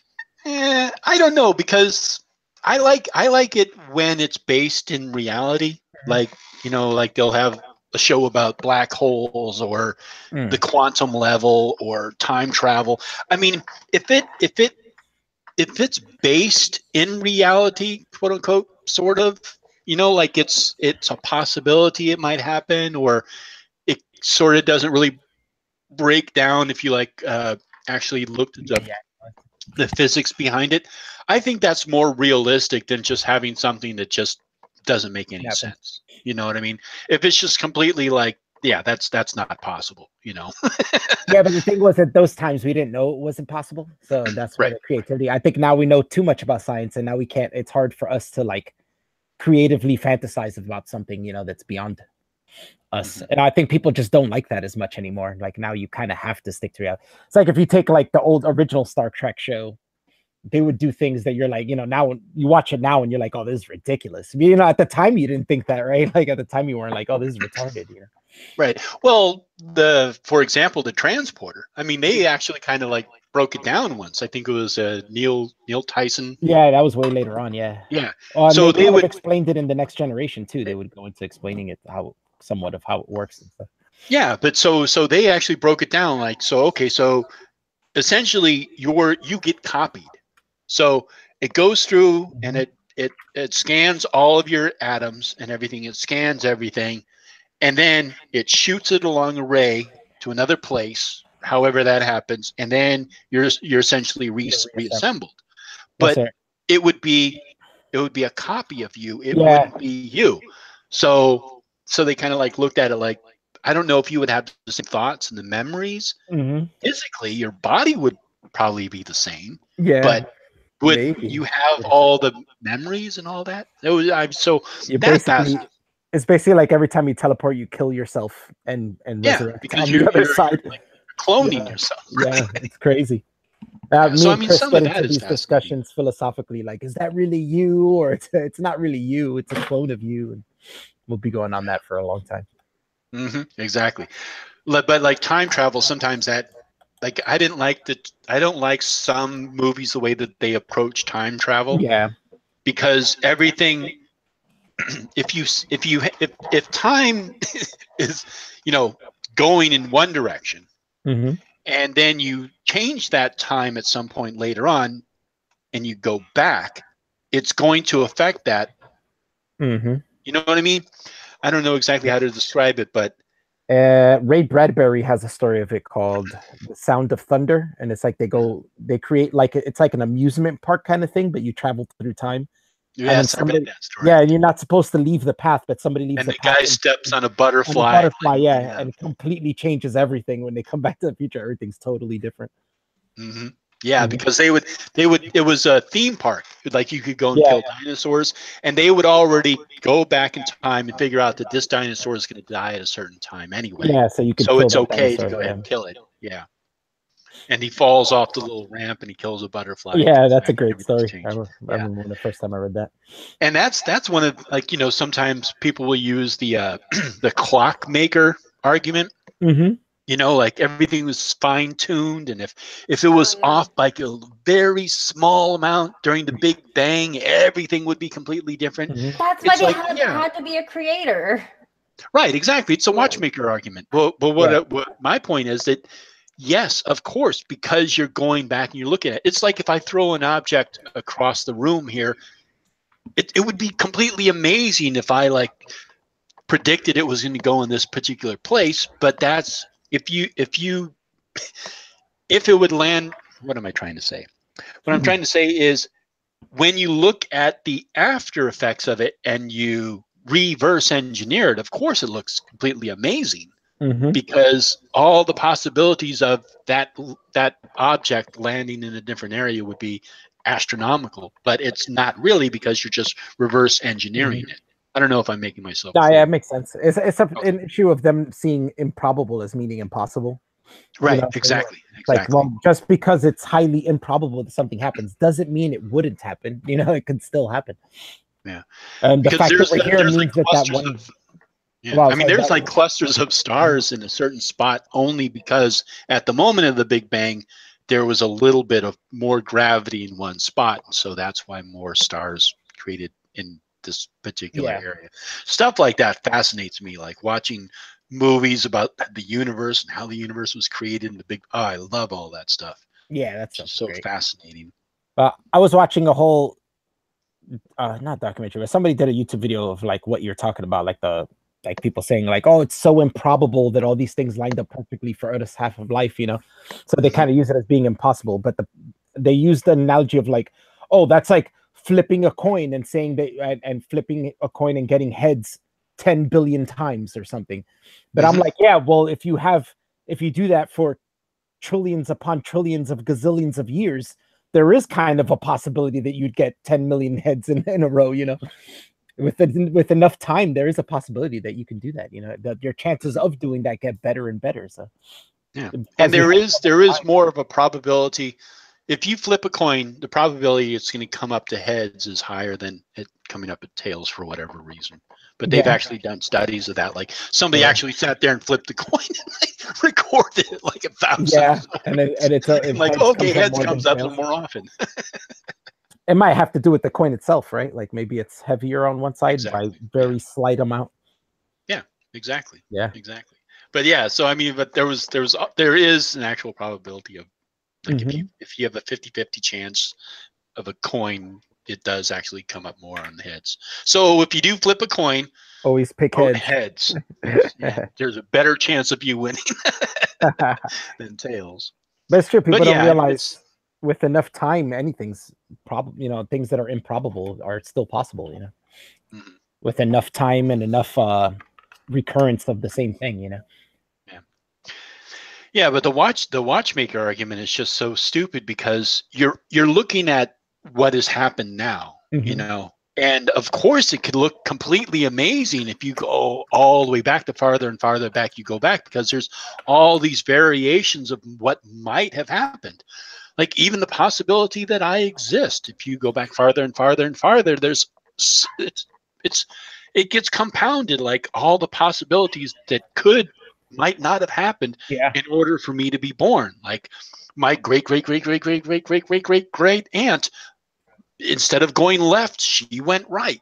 Yeah. You know, and then she bumped into who's going to be her husband. And I mean, it's, if you look at it that way, sure, it looks completely amazing. that could just go back. That could just go back one generation. I mean, if my parents each did like one thing different, I might have not even been born, you know? Exactly. My parents are from two different countries. What were the chances that they were immigrate to the same exact place in another country, you know, and meet and have two kids, you know? Like if your dad would have sent your mom a dick pic, Yeah, probably would never have been interested. Said, in those days, he would have had to like taken a picture, developed it, then put it in an envelope, and send it to her. Can you imagine going through the labor of doing that? Snail mail dick pics. Yeah, that must have been crazy. Who honestly believes they can take a picture of their dick, send it to a girl, and she's like, "Wow, I gotta meet this guy." I've never seen. I gotta meet. Get it? I gotta meet this guy. Dad joke of the day. Yeah, you did it. But it's, I haven't met you, but I've met your meat. So I never understood that. Like, why would you send girls pictures of your dick? I don't get it. So I mean, okay, if you have a big dick, it's basically saying, "This is all there is about me. Here's my dick." Yeah. But it's like, if you had a big dick, wouldn't you be confident enough to just talk to a girl and be like, yeah, exactly. You have confidence in your life, big dick doesn't always equal big confidence. You know what I mean? True. Yeah, that's true. That's true. Exactly. That's true. Yeah. But I don't know. I mean, because I thought that was like a joke. You know, like I heard people talking about it, and I thought it was a joke. Yeah. And what, dick pics? You thought dick pics are a joke? I thought yes. I thought it was a complete joke. I thought it never happened. Nobody would be that stupid. But then, who was it? I was talking to some lady on Twitter. We had a conversation, and she was like, "No, guys actually send me pictures of their dick." And I was like, "Who the hell, does that and believes it's like, hey, I'm in?" Yeah. That's like the guys like where I live. It's full of poor people and immigrants and stuff. And when a girl walks down the street, guys say like lewd things to them and stuff. I'm always like, does that ever work? You ever walk down the street and somebody's like, obviously, damn bitch, your body's banging. This is the thing, right? I feel like with stupid behavior like that, if it works once, guys or girls will try that shit again because it worked one time. Even if it's one time out of like 10 or 15 times, because it worked once, it's like, how could it go wrong? I still have a chance. It might work with someone, right? The things I hear these guys saying, I don't think that ever works. Like, not even once. Not. I mean, not to people like us, right? But there are trashy people out there who do like trashy shit. So that's crazy. Yeah, I mean, I've met girls who get complimented like that. I mean, it's not like the guy goes, "Hey, baby, nice ass," or they say something really lewd.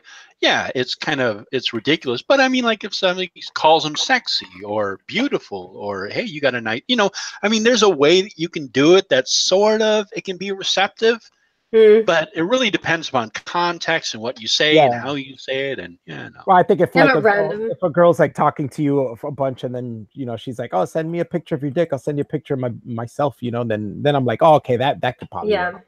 But I mean, if you're just talking to a girl and she didn't ask and out of nowhere she exactly. That's what I'm saying. It's like, whoa, like what? I didn't ask for that. Unsolicited dick pic. That is not even unsolicited. Some people do it without even talking, without even getting like talking intimately. Like what if you were like, "Hey," you're talking to someone for the first time and you're like, "Hey, you want to see a picture of my tits?" Yeah, right, exactly. Yeah. Well, it works the other way. I think guys would always be like, "Yeah, I don't know you, but sure, send me a picture." Yeah, guys would be curious. They'd be like, "Yeah, sure, why not?" But I mean, if you think about it, like, okay, so this woman didn't really meet her, don't know anything about her, and obviously send me a picture of her tits. It's kind of like, okay, that should be like a red flag. I would think it's really a dude trying to catfish me or something like that. Yeah, that's true. That can happen too. Yeah. But it's just weird. How could you be like, "Oh, hey, nice to meet you. What's your name?" "Oh, yeah, here's my dick." Like, does that work? You said you just found out her name. You're sending her your dick. Dude, that's risky too on the internet. Like once someone has your fucking dick pic or tit pic, you don't know who they're gonna send that to if you don't know them well. Unless you don't care, then whatever, right? But like if you're someone who does care and you don't want to get fucked up by that person, probably shouldn't send them a dick pic. That guy said from time travel to dick pics. Yeah. I know exactly. We're covering all the bases. Could you imagine like somebody he sends this girl a dick pic and it's like, it's like really, really, really small. I mean like comically small. Like TJ? Like TJ. Yeah, right, exactly. For the record, I've never seen TJ's penis. Just putting that out there. Not interested. But yeah, Devin made us look at it one time we're talking, and he just posted it. I was like, "Oh God!" I was like, "It's so fucking crazy looking. Like, I don't want to see that." But it really was tiny, man. It was like, holy shit. But see, we're talking about time travel, and then went to dick pics. The next thing we're gonna do is try to figure out how to send dick pics back in time. Yeah. There we go. There's something to work. What you can look forward to in the future, baby. You know, the only reason I would want to figure out how to do that is just to see the reaction of the people in like the 20s for receiving shit like that. They would probably be fucking appalled because they were very like puritanical. You know what I'm saying? Like, it was very shameful. The work of Satan. now that's something. Have you ever seen like 1900s porn? Or, no. I mean, what we would call porn today?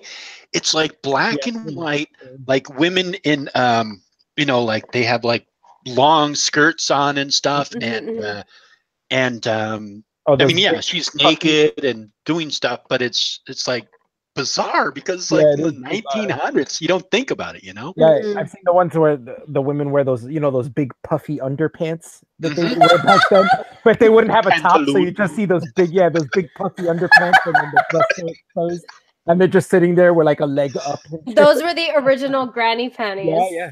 That's what those were. And there's actually the very first porno that was created that you would put a quarter in and you would crank it. And you would see like this woman naked dancing, and that was like the very first nude. It was like image. the literal motion picture ones. Right? It would just be like exactly right, exactly. Yep. You had to like crank the thing, and it showed you an image after an image after an image after an image. And now we watch women put 2 or 3 fists in their ass. Yeah, it's true. How far we've come. How far we've come, man. How far we've come. Oh man. It's crazy the amount of stuff, and now you can watch it at any moment you want, at any time, on your phone, on anything, like on any device, anywhere, at work. I know there's guys who watch porn at work. I know you fucking assholes. I know you fucking assholes. I know you fucking assholes go to the bathroom and you watch porn. I know you do. And you mean like on their? You mean like on their phone? My friends have told me they've done that shit, man. Yeah, what did you do? I'm gonna watch porn on my lunch break. Or the guys will huddle together because there's something that catches one of the guys' eyes. They're like, yo, look at this shit. Look at this shit. And they're all like sitting together, huddled, like looking at porn on their phone and shit. I'm like, you motherfuckers are at work, yo. Guys, it's happened. Guys look at porn together? That's ridiculous. Yeah, I would never heard of that before. Yeah. Like, I knew people who in their friend group, while they're like partying at home, because people just talk about shit, they tell their stories, right? Look at this. We talk about for the Jamie Show. You guys always blow out my ears when you do that. You're so loud. We mean to. It's out of love. Yeah, sure it is. Hey, Alfie, you should know wherever Amy is, and if I can find a way in, you know we're going to hijack and turn this into the Jamie Show.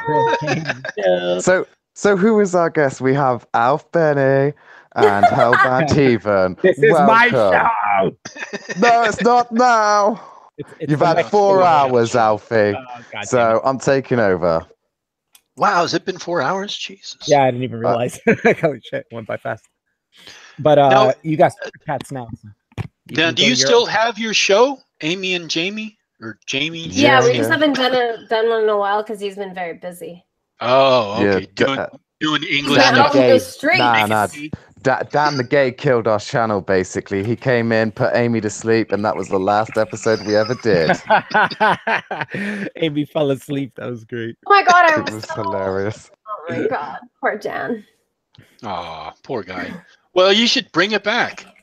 Oh, we're going to. Yeah. It's not gone anywhere. We just haven't had the time, so. Yeah. Okay, when you have your next show. Jay's exploit spreading his seed across Britain.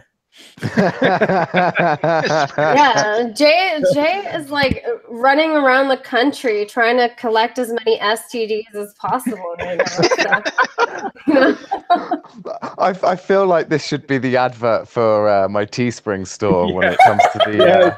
I've got a case of the burning knickers. Go to the kettle and go by degenerate behavior hoodie. Yeah, degenerate. Well, the one I met, Jay Turner, and all I got was this lousy STD. Yeah, that one is really good too. I got a case of burning knickers. Cream tea time. Sure. Okay. Cream tea. I don't know what that means. Tea with cream. Hi, Kelly. Kelly. Sexy Kelly. Noodle. Come on and do a dance for us, Kelly. Yeah. Yeah, She's probably at work, right? No, she's done now. Mike said, what did you catch from BWP? Oh my god. Oh, Mike. Mike is caught cauliflower ear.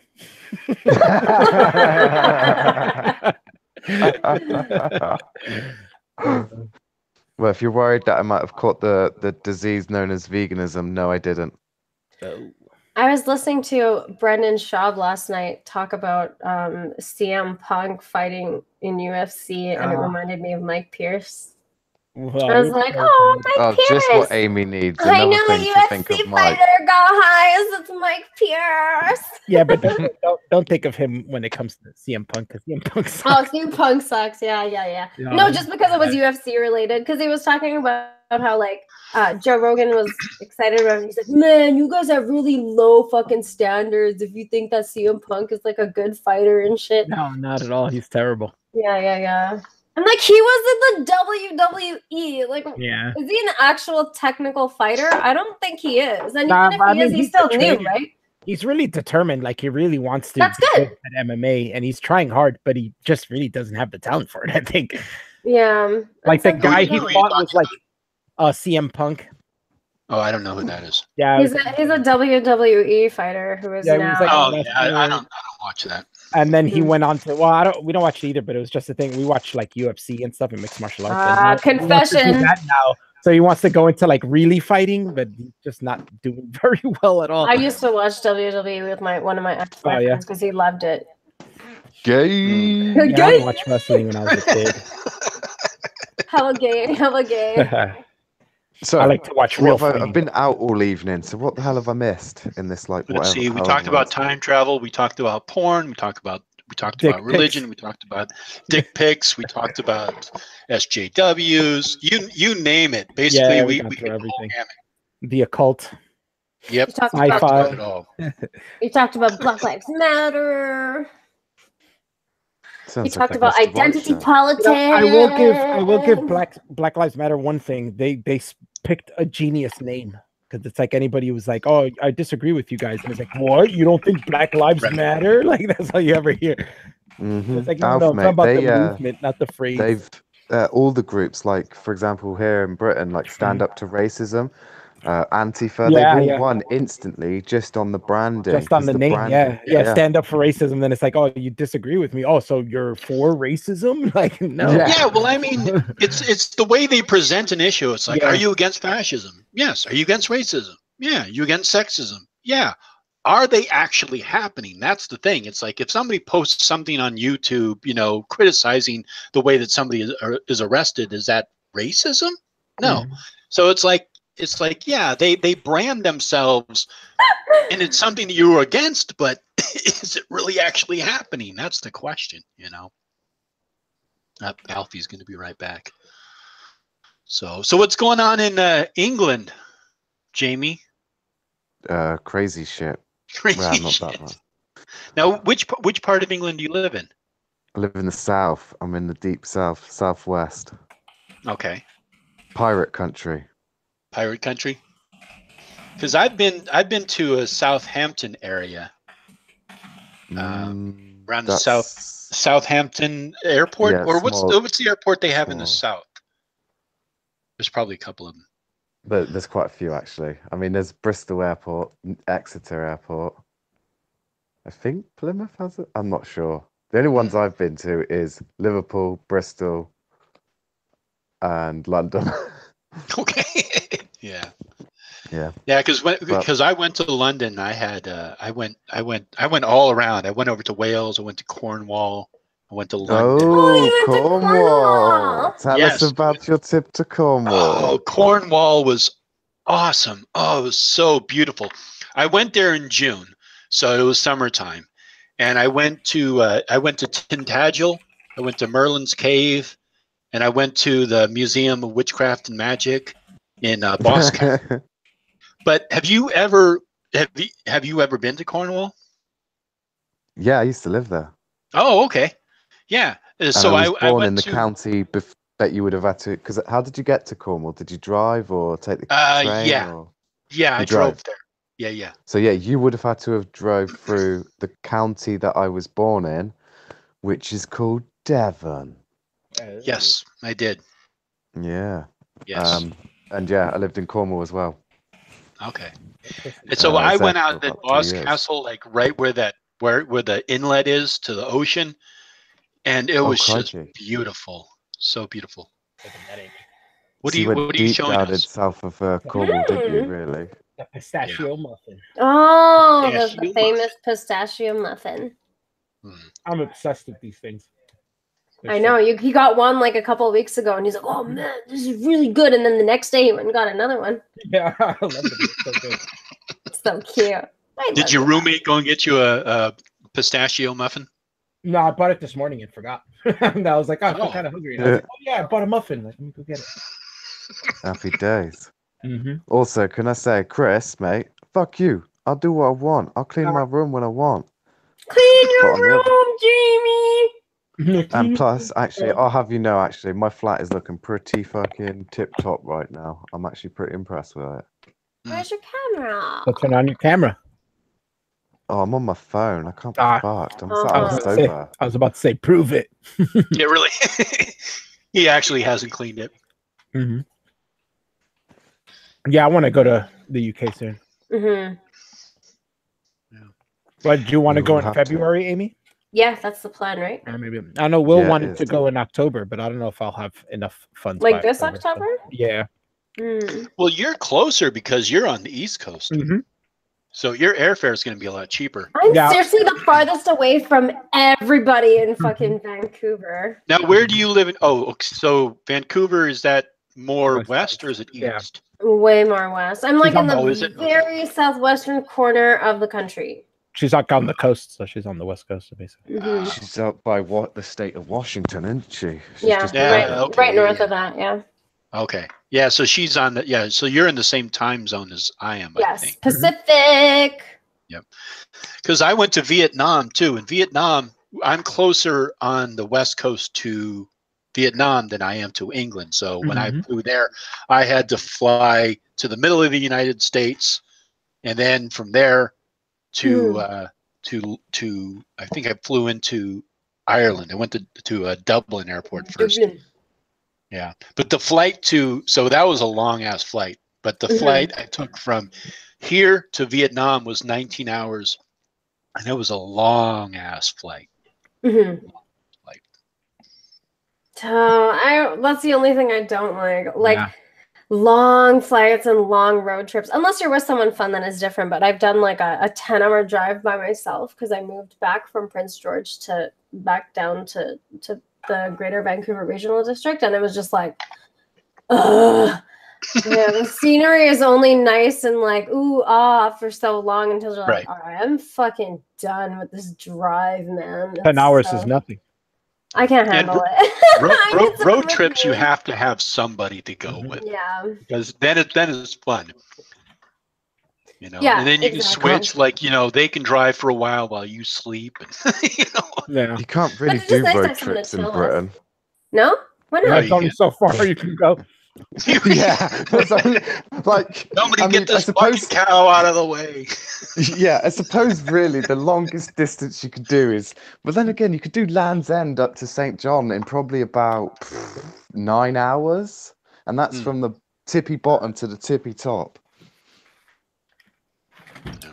So, not really a road trip.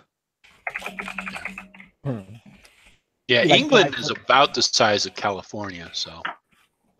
You like drive from one side where there's water, and you drive for a few hours, and then there's water again. Like, God damn, that's it. Road trip's over. Well, then you're going from east to west or west to east. But if you go from south to north, it's it's a lot longer. Yeah. Go from like all the way from the very bottom all the way up to like Scotland. when I moved back from Miami, man, oh, that was a long drive, and I did it in a truck with all my belongings and stuff. Like I had this big fucking truck driving. I think it was like I drove like 14 hours to like Georgia. I stayed there for like 2 days, and then I drove another like 18 hours to New Jersey after that. Wow, that was rough.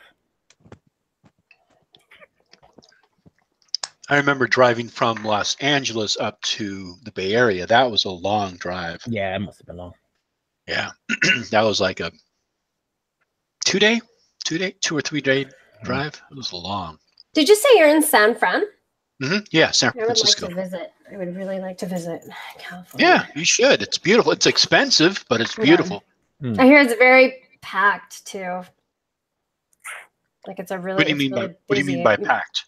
Lots of people. Okay, here's definitely. A deal. Okay, the population of California is larger than that of the entire population of Canada. Oh wow, yeah. That's not so that there big are of a feat. There's like 35 or 36 million people in California. There's about 34 million in all of Canada. And Canada is huge. It's just that a lot of it is uninhabitable because it's really fucking cold the further north you get, right? So uninhabitable. Uninhabitable. There you go. Nah, uninhabitable is better. I love it. I said uninhabitable, didn't I? To me, it sounded like uninhabitable. It did sound a little bit like it was uninhabitable. Uninhabitable. Uninhibited here. Anything goes. Anything goes in San Fran. You can poop in the street. It is uninhibited here. I am going to tell you that right now.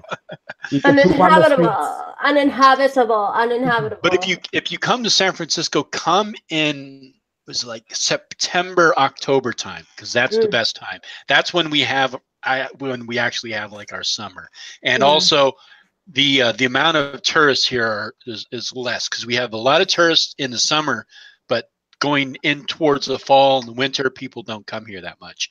But that's the best time to come here. Okay, it's too hot in summer. No, it's actually fine in the summer. It's just going to be crowded.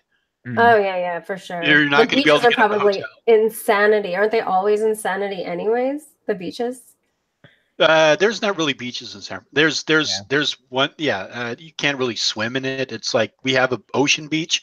It's beautiful, but it's cold as hell. Yeah.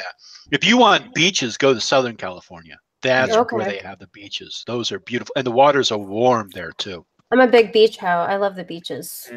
Yeah. I'm gonna go stay with Rogi, so I got somewhere to crash. Pierogi. Yeah. Yeah. It's impossible! Nobody wants to come over here. What the fuck? I'll come visit Alfie, you. mate, How do you think I'm gonna? Mate, Alfie, the plan is I'm gonna land in JFK. You're gonna be there with Paul, and then we're gonna, and then all right, fine, Newark Airport. Sorry, and then we'll get into a car, and then we'll head off for California, and we'll get back in about 3 months. 3 months? I can't take 3 months off to go to California. Can you imagine? Holy shit. How about I take like a week off and we go to Toronto or something? It'd be a lot simpler. So Alfie, sell us what is so exciting? What are we missing if we don't go to Newark? Pizza. Where do you live? Pizza. Pizza. New York City. So that's it. Yeah, that's all you need. New York City is the best. Wow! Look at Ken talking. New York City is the best city in the world. Hey, everybody knows the West Coast has got the East Coast beat. No. Yeah, I'm sorry, man. It's the way it is. We got beaches. We got babes. I'm sorry. We got babes. We got you beat. We got babes too. You don't have beach babes. Oh, Paul is here. We got better than beach babes. We got street babes. You know what? You can keep your street babes, okay? Yo, I don't think streetwalkers just like if they were on the beach, but they're walking on concrete. Streetwalkers don't count, Alfie. No, they're not streetwalkers. Man, girls wear the skimpiest outfits. I know, yeah. It's almost like you're at the beach, but you're in packed like concrete. Yeah, but the California girls, you actually want to see them in a bikini. I don't know. I think it's more of a demographics thing. I think New York has more variety, I would think, of women. I think the West Coast probably has more of specific types of women, right? Yeah. Like New York has like every type of woman you can think of. You can walk around and see every single race of every single nationality. It's like they're all there. And they're 90% real out here. Yeah, right. 10% is fake. 10% of their bodies. Yeah, the boob part. Their boobs and lips. Yeah, exactly. Well, boobs, lips, calves, everything. My girlfriend once wanted to get her butt done. I was like, what? What? Why? Why do you want to get your butt done? Butt done how? Like get fat stuffed in it so it looks bigger, like Kim K? Looks like a diaper. Yeah, pretty much. I talked to Devin a lot about this because he's like, when I mention Hispanics, like, you know, since he's from California, all he really thinks about is Mexicans. So that's why he always calls me Mexican. And I'm like, I was like, I never even, like, I grew up in a not Mexican. See, you got me saying Mexican. I grew up in a mostly Hispanic area, and I didn't even meet a Mexican until I was like in high school. Like, it's like we just have so much variety of South Americans and Caribbean Hispanics. We don't really have many Mexicans here. So you get the whole thing. You get Colombian chicks, Cubans, you know, Peruvians, Ecuadorians. You get them all. Brazilians, Dominicans, Puerto Ricans. Oh, so nice. Well, Puerto Ricans, are they from? Well, you get a lot in like Miami area. No, Cubans, in New York. Miami's all Cuban. Oh, is it? Oh, yeah. Okay. I thought they're okay. Yeah, there's Puerto Ricans there too, but it's mostly Cuban. Puerto Ricans mostly came to New York. This area used to be packed with Puerto Ricans, but not so much anymore. But I thought you were Aztec. Damn it! No, I thought not Central American, man. Aztecs are Mexican. Damn it! Yeah, Aztecs is Mexico. Jay. I don't fucking know what. I don't know. I don't know shit. That's why I just call them all Mexicans. It's easy. Yeah, that's what everybody does. It's like we don't want to learn all these different Spanish-speaking countries. We just call them Mexicans. Paul's like, I've been working like a Peruvian. Yeah, Peruvians are hard workers. That's true.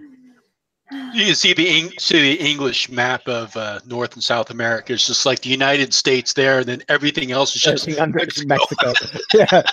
Mexico and Brazil. That's all they know. Yeah, right. There's a little divider in South America. It's like Brazil, Mexico. Yeah, this area is Brazil. The rest of that is Mexico. But South America is huge. Yeah, it's enormous. Yeah. Yeah, there's a lot of countries down there. It's funny. Nobody wants to live in the Southern Hemisphere. Yeah, that is weird. Because it's gay. And some of those countries aren't so bad. Like economically, some of those countries are pretty good. Some of them just have shitty laws, like Brazil. Like Brazil's pretty up there in economics, but especially those weirdos who live in Australia. Yeah, I don't know. Australia looks pretty nice. Who would want to live in Australia? There's a lot of whoa! Who wouldn't want to live in Australia? It's fucking awesome. They're all descendants of drunken criminals from England. Yeah, right. Exactly. Yeah, England didn't want those people. They sent them to Australia. Yeah, they're the best kind of Brits. They are. Hey, hang on. Do you know how? Right? They're actually.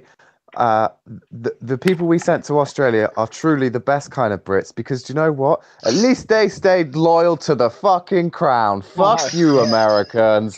We send intellects and fucking scholars and everything, engineers over to America. And what do? You're like, yeah, we'll take your best, and then you stab us in the back and start building. We didn't stab you in the back. You guys acted like dicks, and we're like, yeah, we're not gonna take this shit. Now you started pulling rank on us. We kicked your ass out. Deal with it. Yeah, that's exactly what happened. You started being assholes. You got too brave with it. You know, you're like, oh shit, we could do whatever we want with these guys. And you started raising taxes and taxing us for tea and shit. Like, get the fuck out of here. We were like, no. If you want to have tea, man, you gotta pay the tax. Yeah, but it actually ended up that we didn't want to pay the tax and we still got tea. So I guess you don't have to pay the tax. We just had the Indians pick it for us.